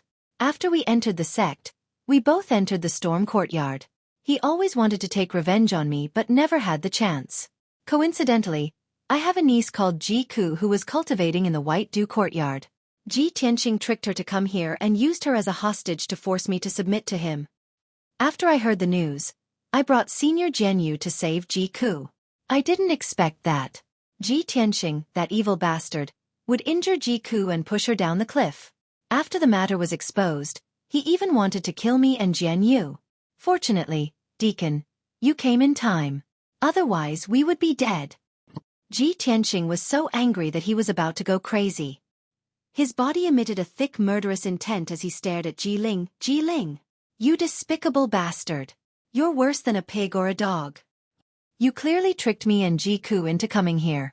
You were the one who personally pushed Ji Ku off the cliff. How dare you slander me and slander me? How can there be such a vicious and shameless bastard in this world?" Ji Ling sneered and explained, "Ji Tianxing, you're really funny. Ji Ku is my niece. I've always doted on her. How could I push her off the cliff? Even if you want to quibble and slander me, please use your brain." Hearing Ji Tianxing's words, the disciplinary deacon frowned and gloomily looked at Ji Tianxing. Just then, Jian Yu crawled out of the woods. He was covered in blood and mud, looking as miserable as Ji Ling. When he saw the disciplinary deacon, it was as if he had seen his savior. He quickly endured his injuries and bowed. "Disciple Jian Yu greets deacon. I can testify for Ji Ling." After Ji Ling received the news, he invited me to come to Jade Sword Peak to save his niece. Unfortunately, when we arrived, we saw Ji Tianxing pushing Ji Ku off the cliff. We were so angry that we wanted to capture Ji Tianxing and hand him over to the sect for punishment. I didn't expect Ji Tianxing to be so strong. He actually wanted to kill us to silence us and cover up the evidence. "Deacon, you saw it with your own eyes when you came just now. Everything this disciple said is true." At this moment, Lu Mingyang hurriedly added, "Deacon, I can also testify for Ji Ling. Ji Tianxing has a personal grudge with him and has always been looking for an opportunity to take revenge on him. Moreover, Ji Tianxing stole a spirit fruit from the spiritual herbal garden on the second day after entering the Fengyun courtyard. He was punished by Deacon Han of the Fengyun courtyard. A despicable and sinister person like Ji Tianxing is simply a disgrace to our sect. Now that he has committed such a heinous crime, I hope Deacon will punish him severely." Ji Ling, Jian Yu, and Lu Mingyang were in cahoots.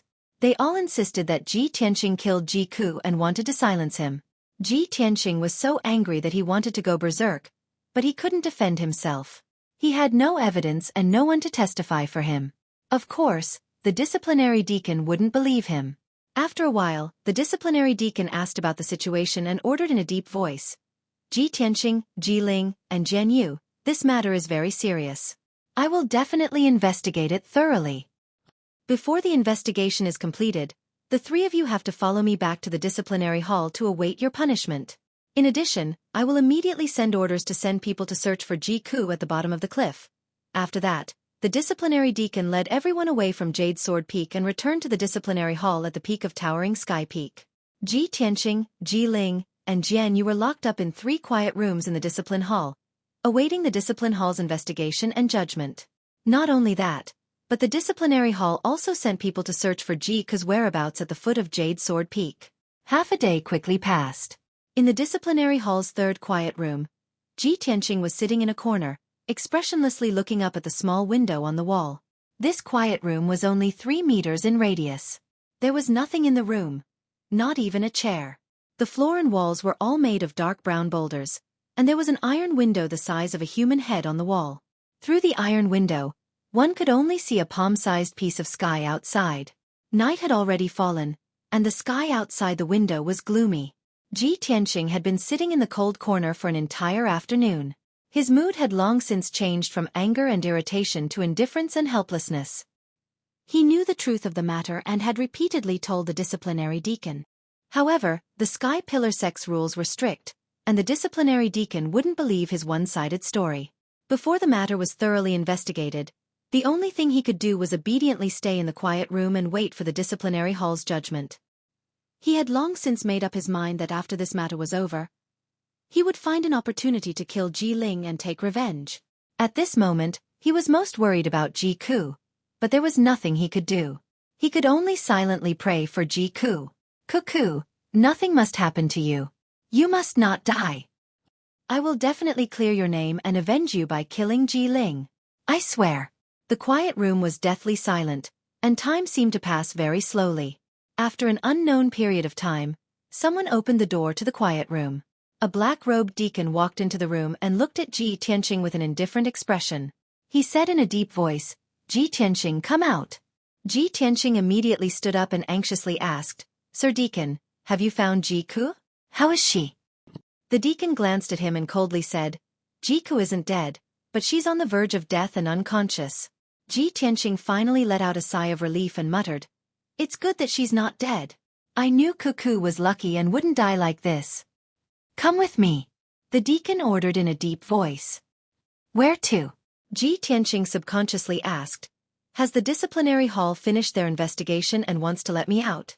The deacon looked at him expressionlessly and said in a deep voice, "The matter hasn't been completely investigated, but it's basically confirmed that you murdered your fellow disciples. However, we still need to wait for Ji Ku to wake up before we can make a final conclusion. Before Ji Ku wakes up, the disciplinary hall has decided to imprison you in the dark wind cave in the back mountain. You should properly reflect on your actions." "What? That's impossible," Ji Tianqing immediately said anxiously. "It was clearly Ji Ling who plotted against me and Ji Ku. Ji Ku and I are good friends. How could I harm her?" "Cut the crap," the deacon coldly said. "You don't have any evidence to prove your innocence, so you must abide by the disciplinary hall's investigation. Come with me to the dark wind cave now."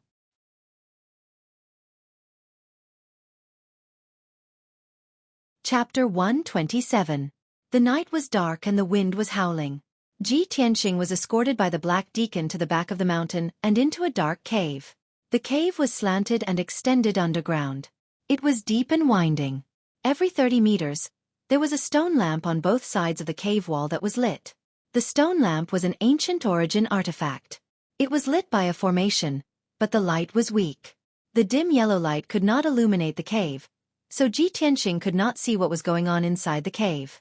15 minutes later, the black deacon escorted him into the deepest part of the cave. In front of him was a dark cliff. Layers of brown rocks could be seen at the bottom of the cliff. To the left of the cliff was a dark and cold stone room.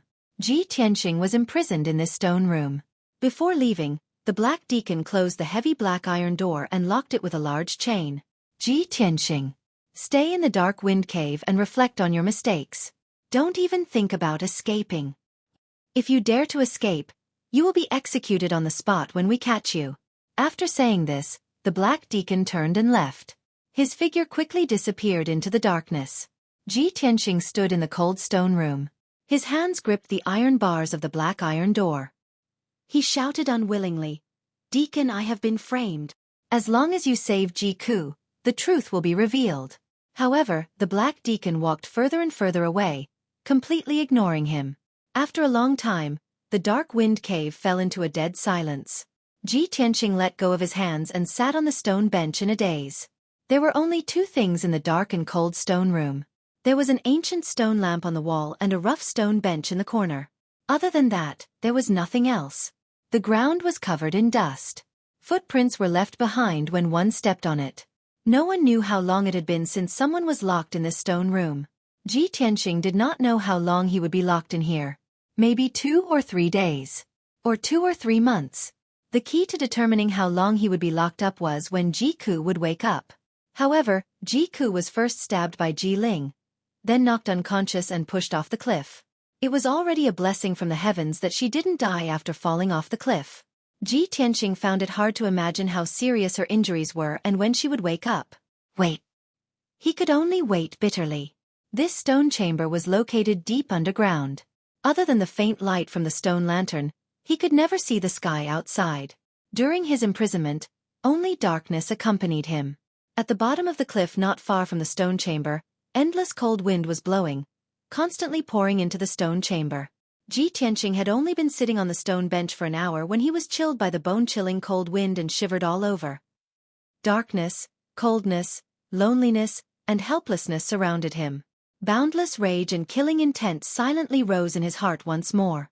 Damned Ji Ling! You bastard! Bastard! When I see the light of day again, I will tear you to pieces and burn your bones to ashes. Ji Tianqing clenched his fists, his fingers cracking as he roared at the top of his lungs. It was the first time in his life that he hated someone so much. It was also the first time he saw someone so despicable and sinister, so deranged to such an extent. Even when he was betrayed and humiliated by Ling Yunfei, the anger and killing intent in his heart were not as turbulent as now. Time passed quietly. After an unknown period of time, Ji Tianqing curled up on the stone bench in the corner. His face was blue from the cold wind, and his entire body was stinging with pain. He knew that he could not sit there any longer. This cave was called Dark Wind Cave, and it was specially used to imprison disciples who violated the sect's rules. Naturally, it was used as a punishment. The endless cold wind was his punishment. No, I have to think of a way to resist the cold wind. If I continue to sit here like this, my flesh and blood will definitely freeze and my meridians will die. The only way Ji Tianqing could think of was to circulate his energy to resist the cold. Fortunately, he had an abundance of vital essence. After the vital essence circulated throughout his body and spread to his limbs and bones, the stinging pain in his flesh and meridians lessened by a lot. This method was indeed effective. Ji Tianqing's emotions calmed down slightly.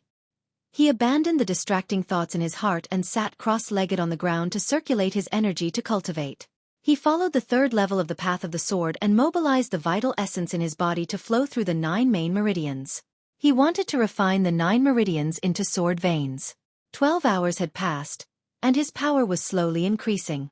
His physical body had also adapted to the cold wind that constantly poured into the stone room. An entire day had passed, and the hunger in his stomach made him restless. He had to stop his cultivation and open the 100 treasures brocade pouch to look for food. Fortunately, when the stinky old man detained Xian Yu and the black dragon sword, he did not take away the 100 treasures brocade pouch and returned it to him. He used to store a lot of food and fruits in the 100 treasures brocade pouch for the little ice fox, Xian Yu. After casually eating some fruits and food, his hunger was alleviated, and he started to circulate his energy to cultivate again. Unknowingly, 5 days had passed. In these 5 days, the cave was silent and gloomy. No one had come. Other than Ji Tianqing himself, he did not even see a shadow. He had been circulating his energy to cultivate day and night. When he was hungry, he would look for food in the 100 treasures brocade pouch. Unfortunately, after 5 days of consumption, the little food in the 100 treasures brocade pouch was finally finished. Under the unbearable hunger, Ji Tianqing could only think of another way. He remembered that there were many elixirs in the 100 treasures brocade pouch, so he took out some elixirs and consumed them. He circulated his energy to refine the elixirs and replenish his energy. Experts of the Tongxian realm can abstain from eating. Even if they don't eat a grain of rice for 10 days to half a month, it won't affect them much. Although I'm only at the 6th level of the true energy realm, I can rely on these elixirs to maintain my vital essence and practice abstaining from eating. Abstaining from eating meant that experts of the martial way did not eat and only relied on absorbing the yuan qi of heaven and earth to maintain their energy. This was something only experts of the Tongxian realm could do. The Tongxian realm was the realm where one could understand the heavens and earth and communicate with the underworld. Martial artists of this realm could transform their strong willpower into spiritual consciousness and communicate with the yuan qi of heaven and earth. They could absorb the yuan qi like water and convert it into their own vital essence. As long as their vital essence was abundant, a Tongxian realm martial artist would not need to eat or drink and still possess great strength. Ji Tianqing had never thought of deliberately practicing abstaining from eating. He wanted to wait until he reached the Tongxian realm and let nature take its course. However, he was in a difficult situation now and had to rely on his strong willpower and endurance to practice abstaining from eating. Unknowingly, another 5 days had passed. In these 5 days, Ji Tianqing only relied on a few elixirs to maintain his vital essence and his strong willpower to endure the hunger. He had actually achieved the initial stage of abstaining from eating. Moreover, he had cultivated in the stone room for 10 days and had successfully refined his first main meridian into a sword meridian. His strength had also increased. Although he had made some progress in the cultivation of the sword heart, he was not happy at all. Instead, he was filled with worry. It's been 10 days. Why hasn't anyone come to find me? Could it be that Ku has been unconscious and hasn't woken up yet?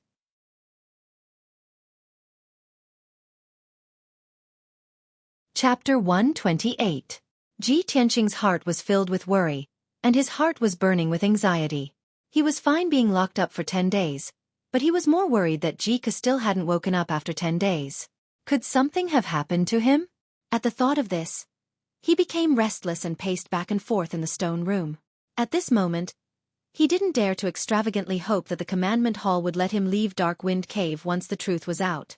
He only hoped that someone would come and tell him some news about Ji Ku. At the very least, it would give him peace of mind. However, no one came to Dark Wind Cave for 10 whole days. Who would come to see him and give him news?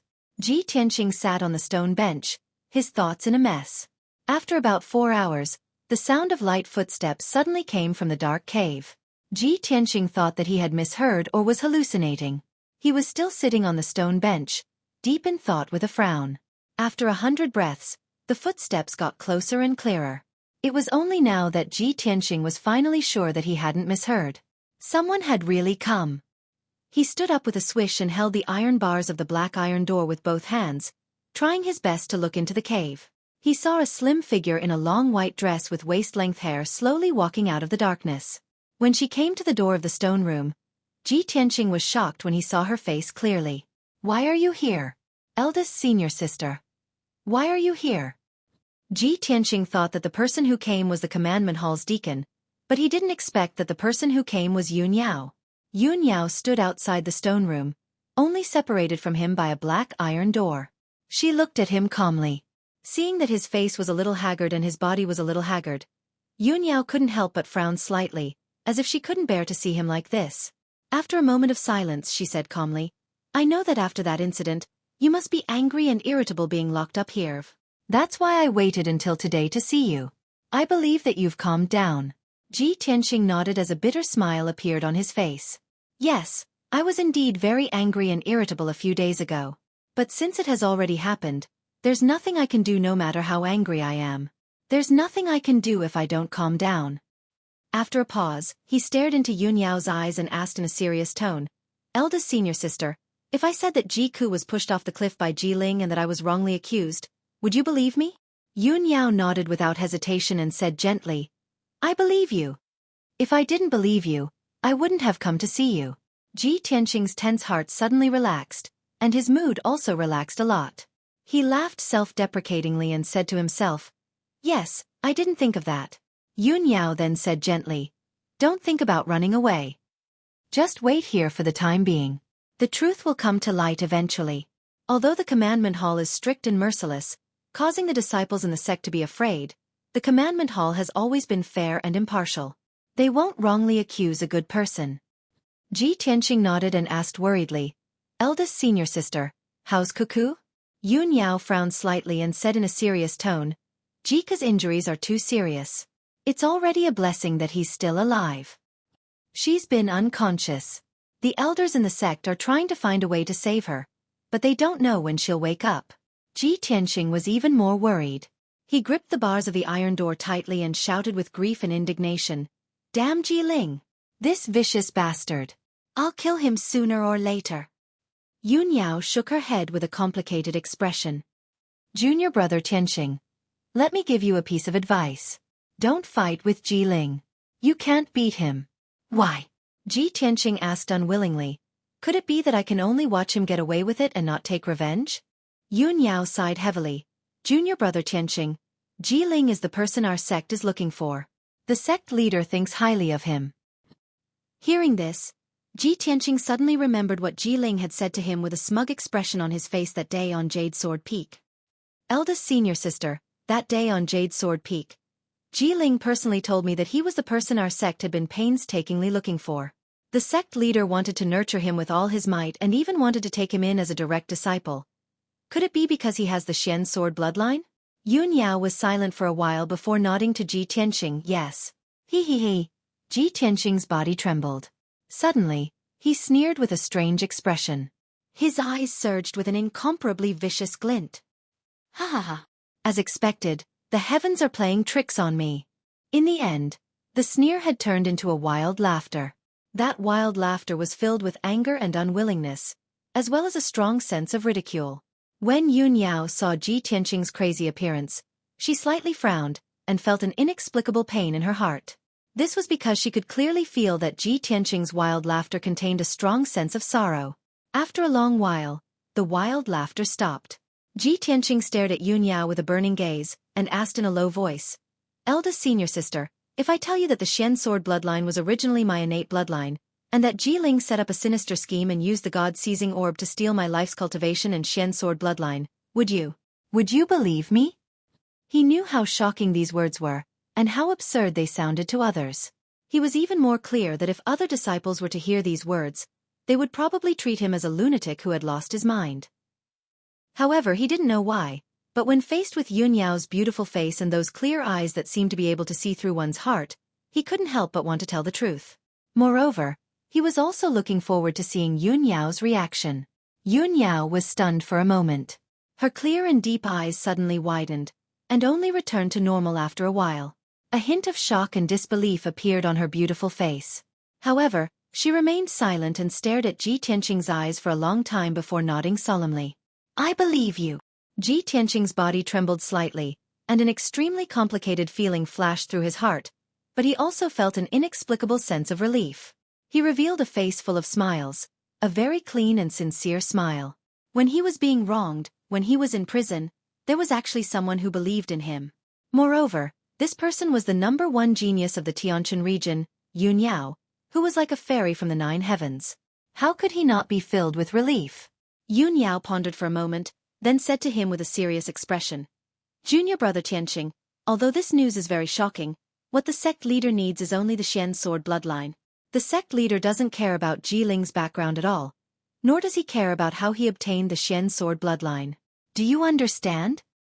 The smile on Ji Tianxing's face suddenly disappeared. After a moment of silence, he said with a bitter smile, "I understand. Even if I tell the sect leader this news, it won't affect Ji Ling's future, right?" Yun Yao didn't reply, but she tacitly agreed. "All right, I should go." She nodded at Ji Tianxing and reminded him again, "Don't give up, wait for the results in peace." With that, she turned around and left. Ji Tianxing watched as her slim back was gradually swallowed by the darkness. After hesitating for a moment, he asked loudly, "Senior sister, I want to ask you one last question. What I said just now, if it was anyone else, they might not believe it.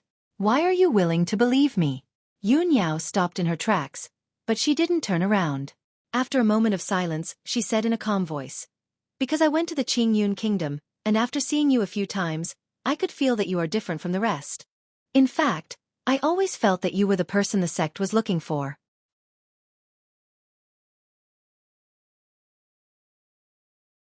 Chapter 129. Before Yun Yao left, she gave Ji Tianxing 2 Heaven Heart Elixirs. The Heaven Heart Elixir was a black-grade high-grade elixir, a rare cultivation elixir. With these 2 elixirs, not only could Ji Tianxing continue his anidia for half a month, but his cultivation would also increase greatly. He held the 2 elixirs in his hands and stood at the entrance of the stone room for a long time. Although the cave was still dark and the cold wind was still bone-chilling, he did not feel lonely. Yun Yao came to visit him and was willing to believe in him. To him, this was a great comfort and encouragement. His heart had truly calmed down. Even if he had to endure the loneliness and cold, he was no longer so lonely and helpless. After a long time, he returned to the corner and sat down. He took a blood spirit elixir and continued to cultivate. 2 days passed quickly. Ji Tianxing had refined the blood spirit elixir and his cultivation had more than doubled. He was not far from the 7th level of the true energy realm. Moreover, he had achieved a small success in his anidia cultivation. Although he had not eaten or drunk for 7 days, he did not feel hungry. Moreover, his true energy was flowing more easily and smoothly, reaching a point where he could do as he pleased. Late at night, Ji Tianxing was meditating and cultivating in the corner of the cave. Suddenly, he vaguely heard a rustling sound coming from the bottom of the cliff not far away. He thought it was the sound of the wind from the bottom of the cliff and did not pay much attention to it. However, after a while, the sound of rocks rolling down the cliff came from the bottom of the cliff. Ji Tianxing heard it clearly and was immediately awakened. I'm the only one in this cave. The cliff is so deep that I can't see the bottom. How could there be movement? Could there be some monster or ferocious beast climbing up from the bottom of the cliff?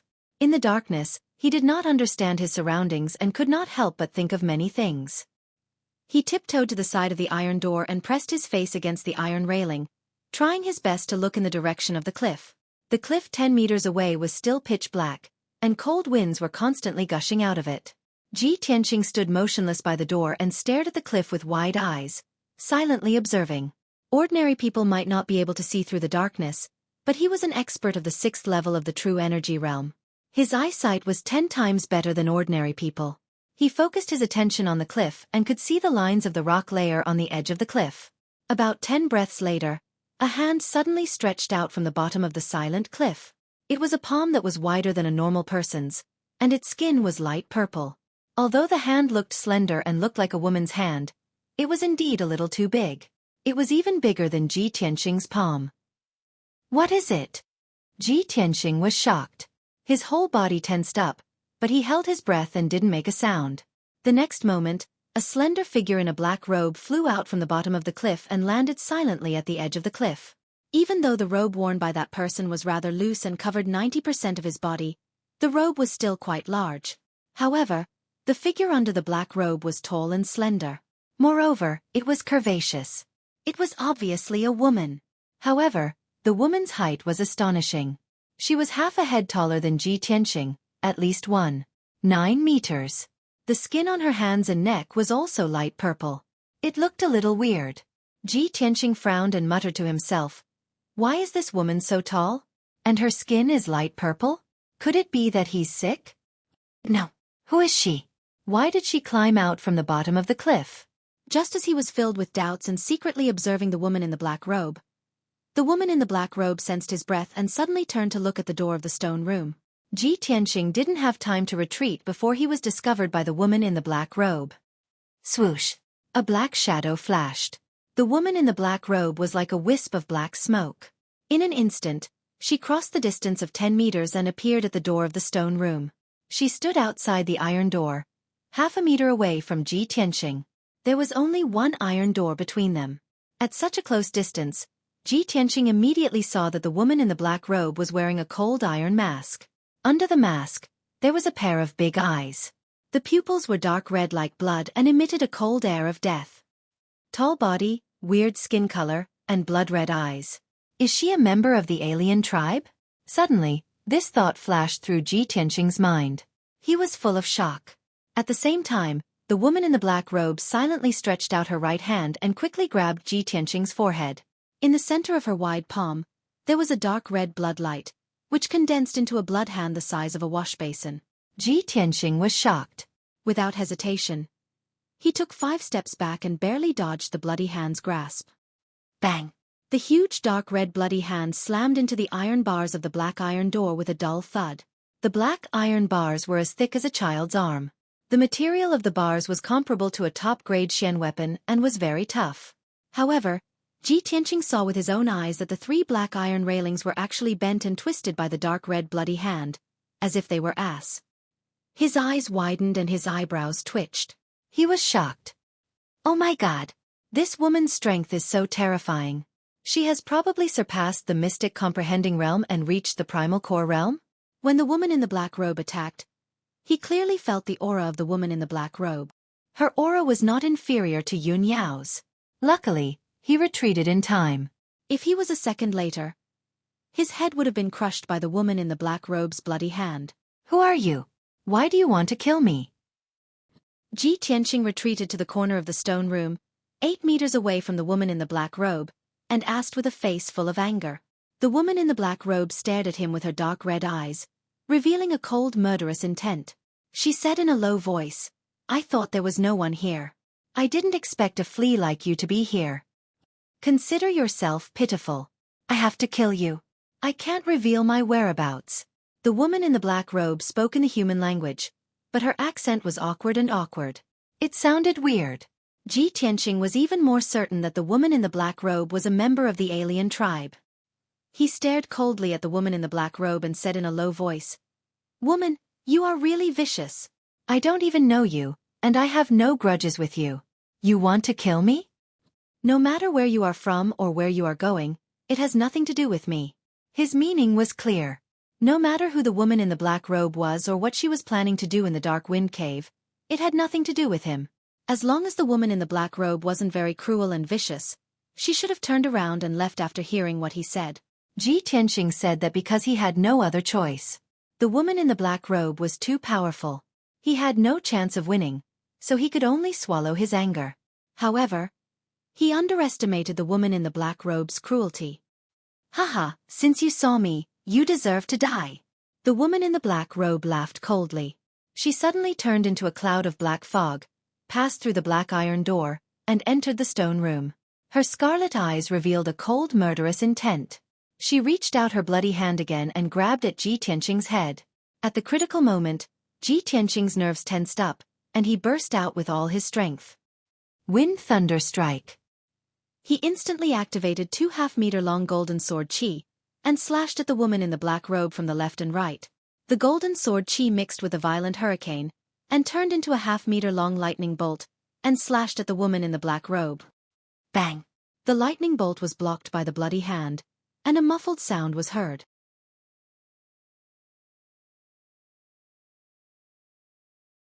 Chapter 130. The Gale Thunderstrike was Ji Tianqing's most powerful move. With this move, he could severely injure Jian Yu, who was at the mystic comprehending state. However, the dark golden lightning was shattered by the bloody hand and dissipated instantly. The huge bloody hand was unscathed and grabbed his head at lightning speed. The black-robed woman was too powerful. She was so powerful that Ji Tianqing felt hopeless. He had no chance to fight back. Seeing that the Gale Thunderstrike was broken, he jumped 5 meters to the left without hesitation and tried his best to avoid the bloody hand. Bam! The black-robed woman's bloody hand hit the dark brown wall and left a huge handprint on the wall. Countless pieces of broken stone splattered everywhere. Humph! Damned flea, still trying to dodge? The black-robed woman sneered disdainfully. She waved her 2 huge bloody hands and grabbed at Ji Tianqing from both sides. Ji Tianqing tried his best to escape. He dashed left and right in the stone room, looking very pathetic. The black-robed woman's bloody hands missed and slapped the stone wall repeatedly. Bam! Bam! Bam! They left a few huge handprints. The entire stone room shook. Cracks appeared on the stone wall and countless pieces of broken stone splattered everywhere. Unfortunately, the stone room was too small and there was no room to maneuver.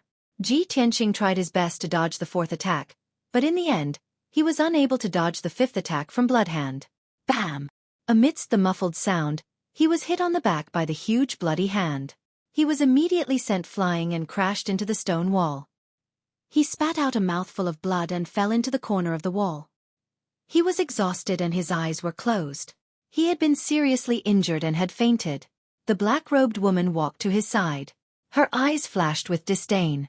She raised her hand, and the huge bloody hand that contained an incomparably violent power fiercely slammed towards Ji Tianqing's chest. If this palm hit, Ji Tianqing would definitely be smashed into meat paste. There was no way he could survive. Bam! With a muffled sound, the huge bloody hand print hit Ji Tianqing's chest. However, he spat out a stream of blood, but his body did not change shape. The ice-hornless armor he was wearing had blocked 80% of the Bloodhand's power at the critical moment, allowing him to survive. However, the black-robed woman frowned and glanced at the ice dragon armor under his green robe. Her eyes flashed with a mocking sneer. She once again raised her palm and unleashed a gigantic Bloodhand, slapping towards Ji Tianqing's head. Without the protection of the ice-hornless armor, his head was about to be smashed into pieces. At this critical moment, a black light suddenly burst out from Ji Tianqing's dantian. The black light contained an icy aura of death. It instantly formed a huge black hole and enveloped the black-robed woman. The black-robed woman was caught off guard and was immediately stunned. In the blink of an eye, Her huge bloody hand was swallowed by the black hole. All the energy in her body was quickly sucked away and poured into the black hole like a flood. The mysterious and powerful devouring power wrapped around her tightly, making it difficult for her to move. Her eyes were filled with intense fear. Damn it! What the hell is this? The black-robed woman let out a cry of alarm and struggled with all her might. However, even with all her strength, she could not break free from the black hole's shackles. The more she urged her majestic strength to resist, the faster the black hole swallowed her strength. While she was filled with horror, the black-robed woman stared at the black hole. She could vaguely see layers of gray fog and a gigantic figure standing between the sky and the earth.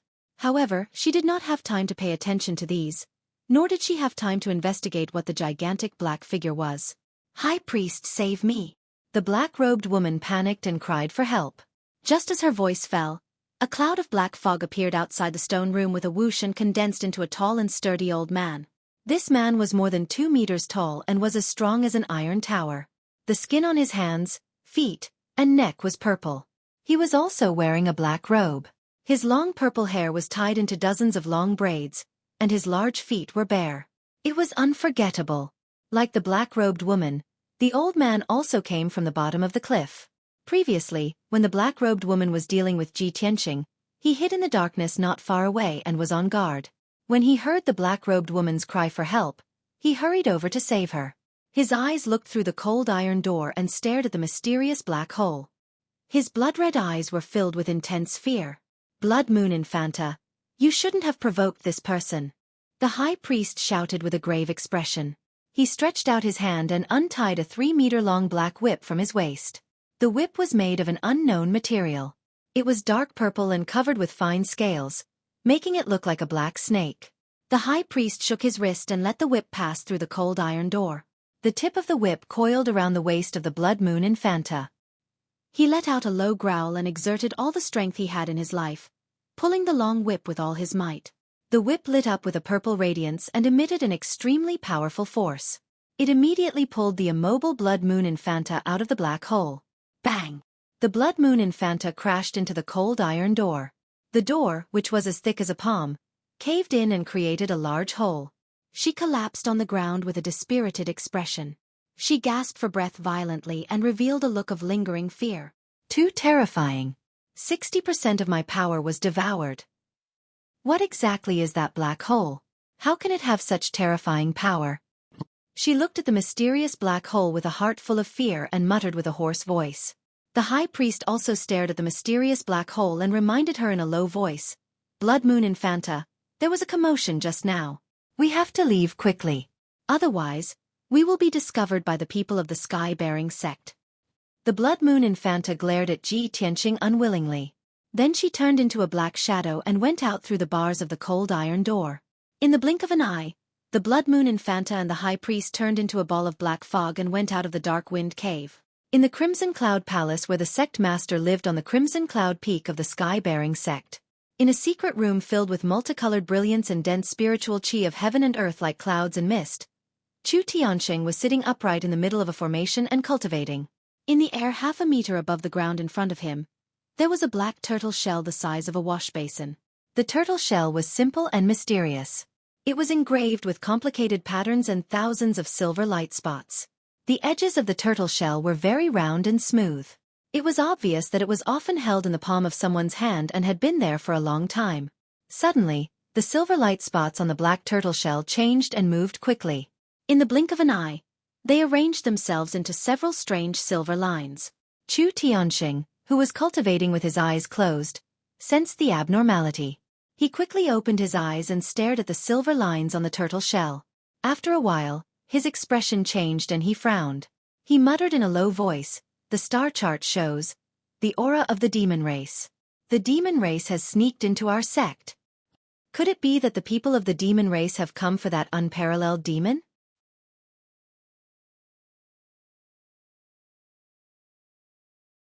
Chapter 131. Xueqi Tianqing ended his cultivation and quickly walked out of the secret room.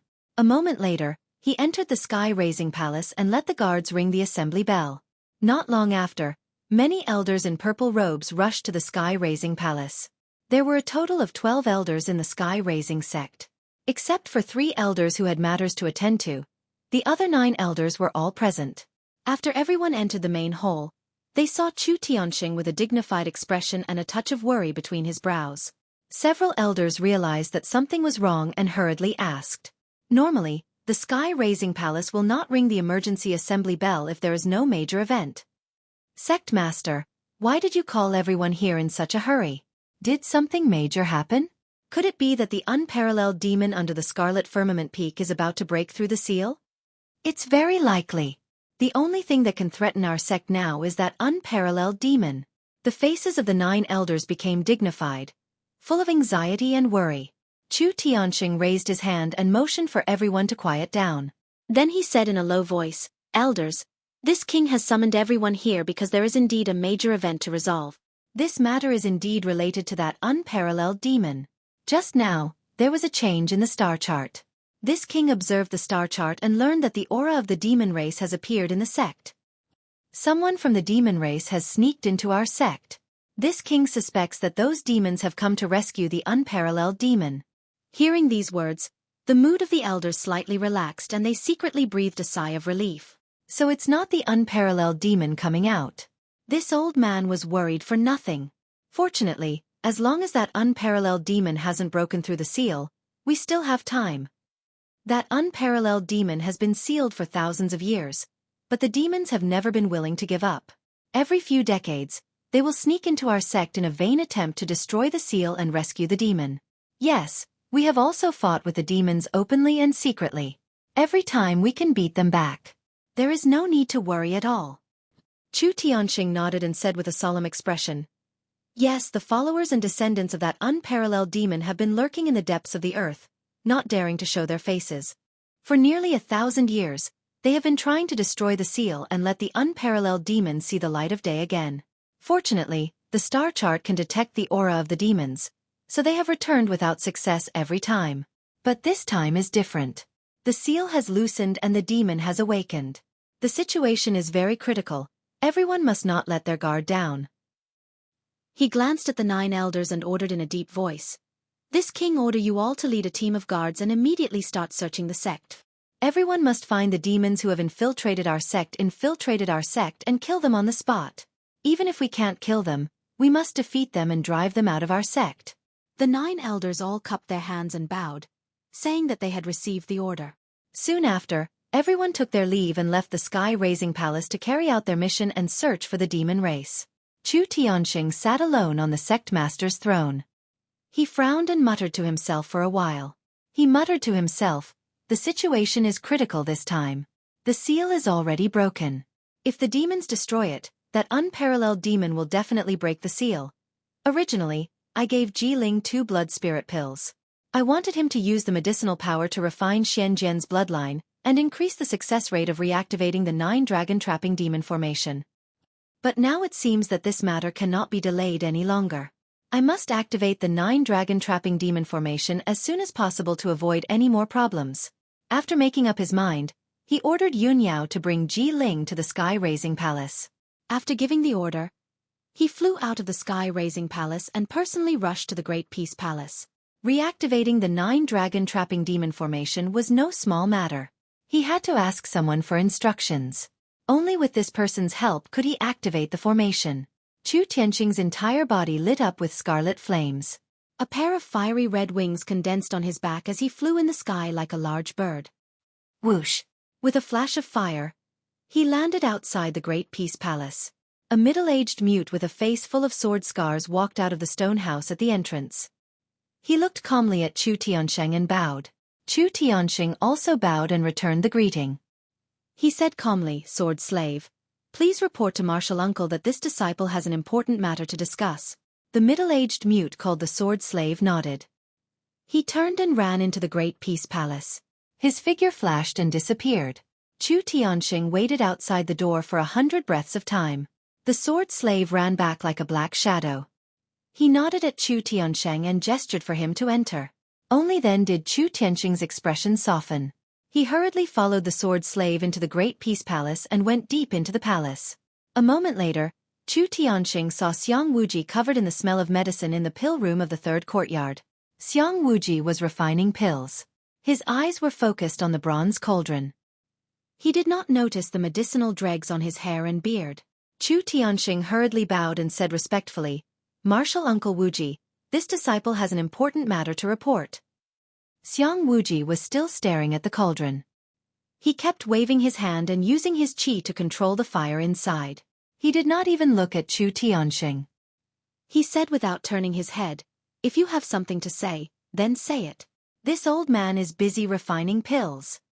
Chu Tianxing, who was respected by millions of cultivators in the heavenly stellar region, was now acting like a disciple in front of Xiang Wuji. He did not dare to waste time. He hurriedly said, "Martial Uncle Wuji, the star chart changed just now. It detected the presence of demons. There are demons that have snuck into our sect. This disciple has already ordered the 9 elders to search for traces of the demons. But this disciple is worried that a long delay will cause trouble. I plan to immediately bring Ji Ling into the sealing array and reactivate the 9 dragon-trapping demon array." Xiang Wuji's hands paused. He frowned and asked, "Ji Ling? The one that Yun Yao girl brought back from the clear sky country? The one that the star chart said could change fate?" "That's him." Chu Tianxing nodded. "This child is the same as senior sister Qiu Yu. He also has the bloodline of Xian's sword. He should be able to reactivate the 9 dragon-trapping demon array." Xiang Wuji turned and asked with a serious face, "This matter concerns the secrets of our sect. Chu Tianxing, are you sure?" Chu Tianxing frowned and thought for a moment. Then he nodded. "This disciple is sure." "Good. Then this old man will go with you to the demon cave." Xiang Wuji did not care about the unfinished pills in the cauldron. He brought Chu Tianxing out of the cauldron. The two used their qi to form a pair of wings. They flew across the sky like big birds and soon arrived at the Red Cloud Peak.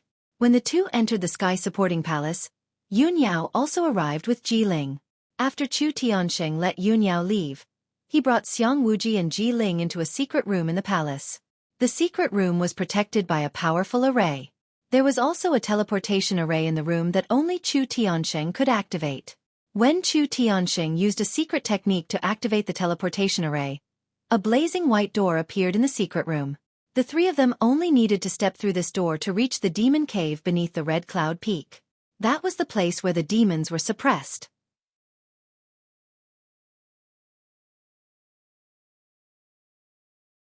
Chapter 132. In the secret room, the white portal lit up. Chu Tianxing was not in a hurry to enter the portal. He looked at Ji Ling with a serious expression and warned him, "Ji Ling, this matter is very important and is the sect's biggest secret. When we enter the underground, you just have to do as I say. Don't look around, ask questions, and don't reveal anything. Do you understand?" Ji Ling guessed that he was about to come into contact with the sect's core secret. He was about to soar. He was very excited, but on the surface, he still had to pretend to be calm and collected. He nodded at Chu Tianxing and said in a serious tone, "I will follow sect master's orders. I will not ask anything that I shouldn't ask, and will not reveal anything." If he could, he would swear on the spot to show his loyalty to Chu Tianxing.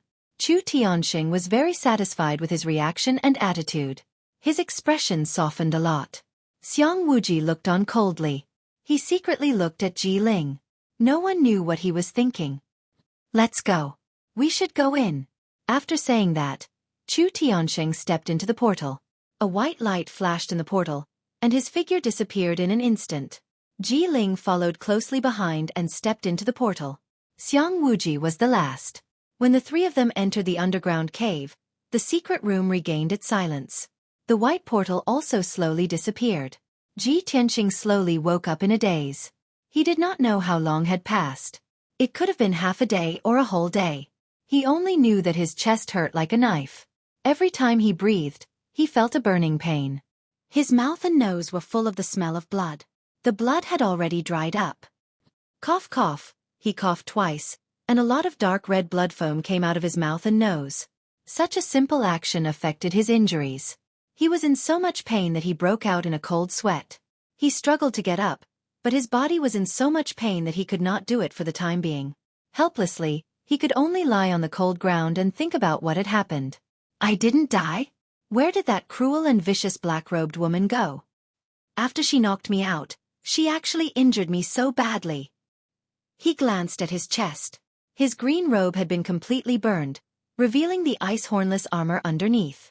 However, the ice hornless armor's radiance was also very dim. It was obviously damaged.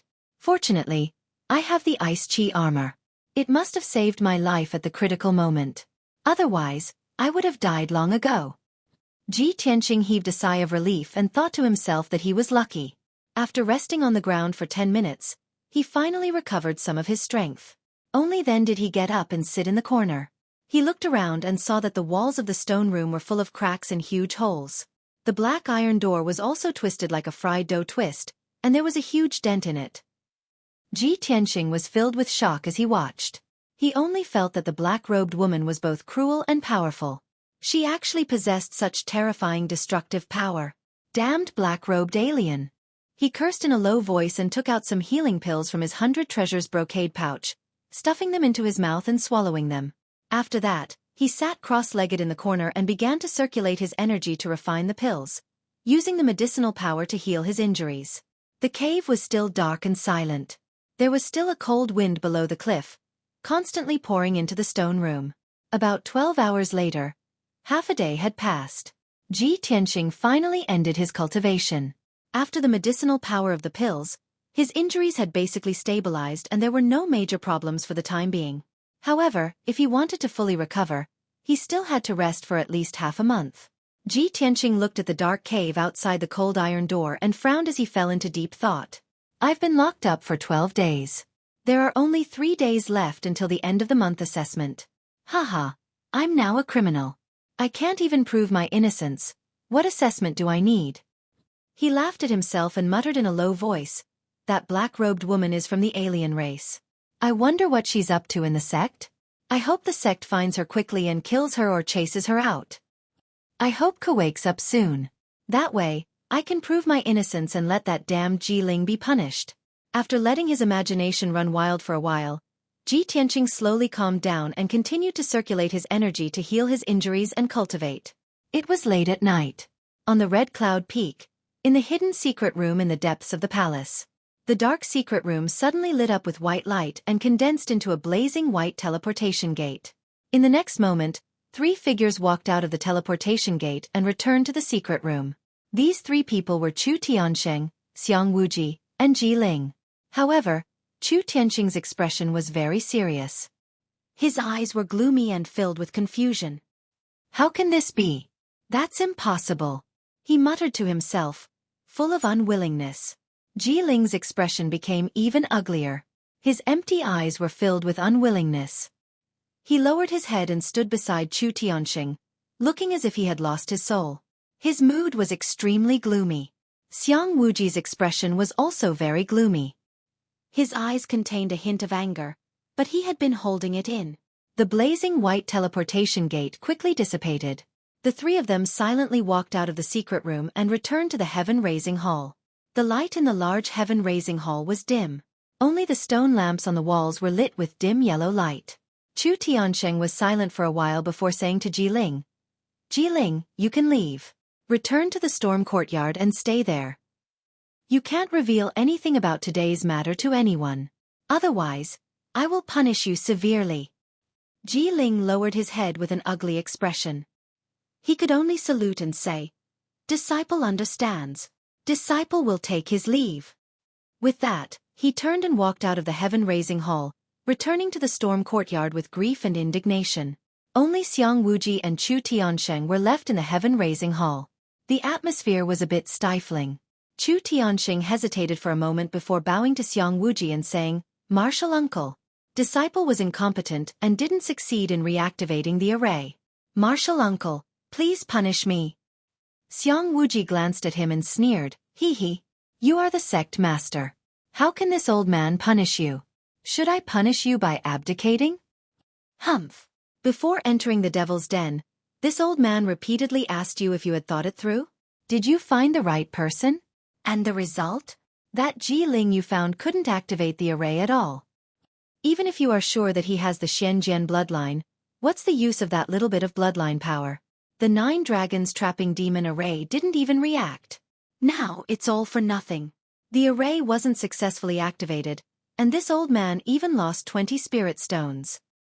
Moreover, that Ji-Ling looks loyal and honest on the surface, but in reality, he secretly knows about the Devil's Den and already knows our sect's biggest secret. Xiang Wuji was unable to restrain his anger. His entire old face was somewhat distorted, and his white beard flew up in anger. Chu Tianxing, now tell this old man, how are you going to deal with it? How can you guarantee that Ji-Ling won't leak our sect's secret?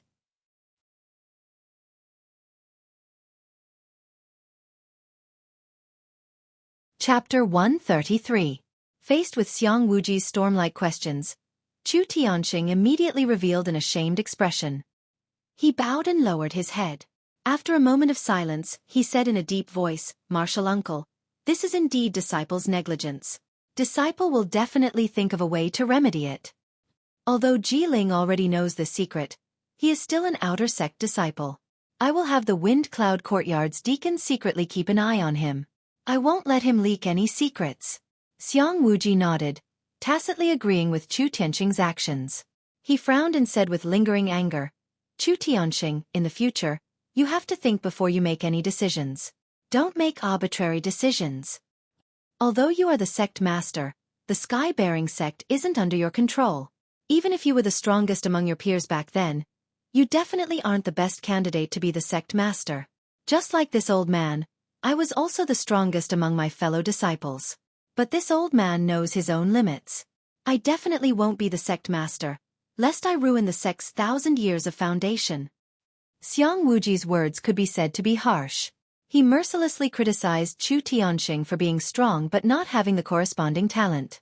Chu Tianxing's face alternated between green and white, but he could only humbly accept the advice and didn't dare to refute it. Perhaps because Xiang Wuji had said too much, or perhaps because he was feeling irritated, he took out a jug of wine from his black thumb ring and sat in the main hall, minding his own business. Chu Tianxing didn't dare to dissuade him. He could only take out the simple and mysterious tortoiseshell and silently observe it. He used a secret technique and poured origin energy into the tortoiseshell. The silver dots on the tortoiseshell immediately began to change. A moment later, the silver dots arranged themselves into several lines, forming a mysterious pattern. When Chu Tianxing saw the pattern, his mind shook and his eyes revealed a trace of surprise. "Martial uncle, quickly look, I used the faded star chart to deduce the result. The person we are looking for is actually still in the sect." Xiang Wuji was holding the jug of wine and drinking in large mouthfuls. When he suddenly heard this, he almost spat out the wine in his mouth. He suddenly turned his head to glare at Chu Tianxing and angrily scolded, "Chu Tianxing, do you have a pig's brain? You didn't expel Ji-Ling from the sect, so of course he's still in the sect." Chu Tianxing hurriedly explained, "Martial uncle, the person shown on the star chart isn't Ji-Ling, but someone else." "Someone else?" Xiang Wuji was also startled. His face was full of confusion as he asked, "According to the star chart, the person who defied fate came from the Imperial Qing dynasty. Since the person who defies fate is still in our sect and not Ji-Ling, then things will be easy. Go and check how many disciples we have from the Royal Azure dynasty and then carefully screen them." Chu Tianxing quickly put away the star chart and nodded. Disciple obeys. He hadn't expected the result to be like this. The heavens were actually so fond of the Sky Pillar sect. Although Ji-Ling was unable to reactivate the 9 dragon-trapping devil formation and wasn't someone who defied fate, the true person who defied fate was still in the Sky Pillar sect. Chu Tianxing finally breathed a sigh of relief. His heart was filled with anticipation. The next morning, Chu Tianxing gathered the 9 elders in the Sky Pillar Hall for a meeting. He sat on the sect master's throne and calmly swept his gaze over the 9 elders in the hall. He asked in a deep voice, "Yesterday, this seat asked you to investigate the demon invasion. What's the result?" Outer sect elder Chu Huaishan immediately stepped forward and respectfully reported. "Reporting to sect master, last night we found the invading demons. There were 2 of them, one old and one young. The old man is the high priest of the demon tribe. As for the young woman he brought, her identity is unknown.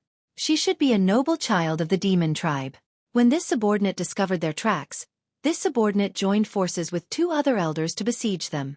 Unfortunately, they used the smoke catcher umbrella and escaped again. Chu Tianxing slightly frowned. After pondering for a moment, he nodded and said, "That high priest is our sect's sworn enemy. Within 100 years, he has infiltrated our sect 3 times in a vain attempt to rescue the demon. Unfortunately, he has the smoke catcher umbrella. Even if this seat personally took action, I might not be able to capture him. You've already done your best. This seat does not blame you. If you can drive them out of the sect, they won't dare to invade again in the short term."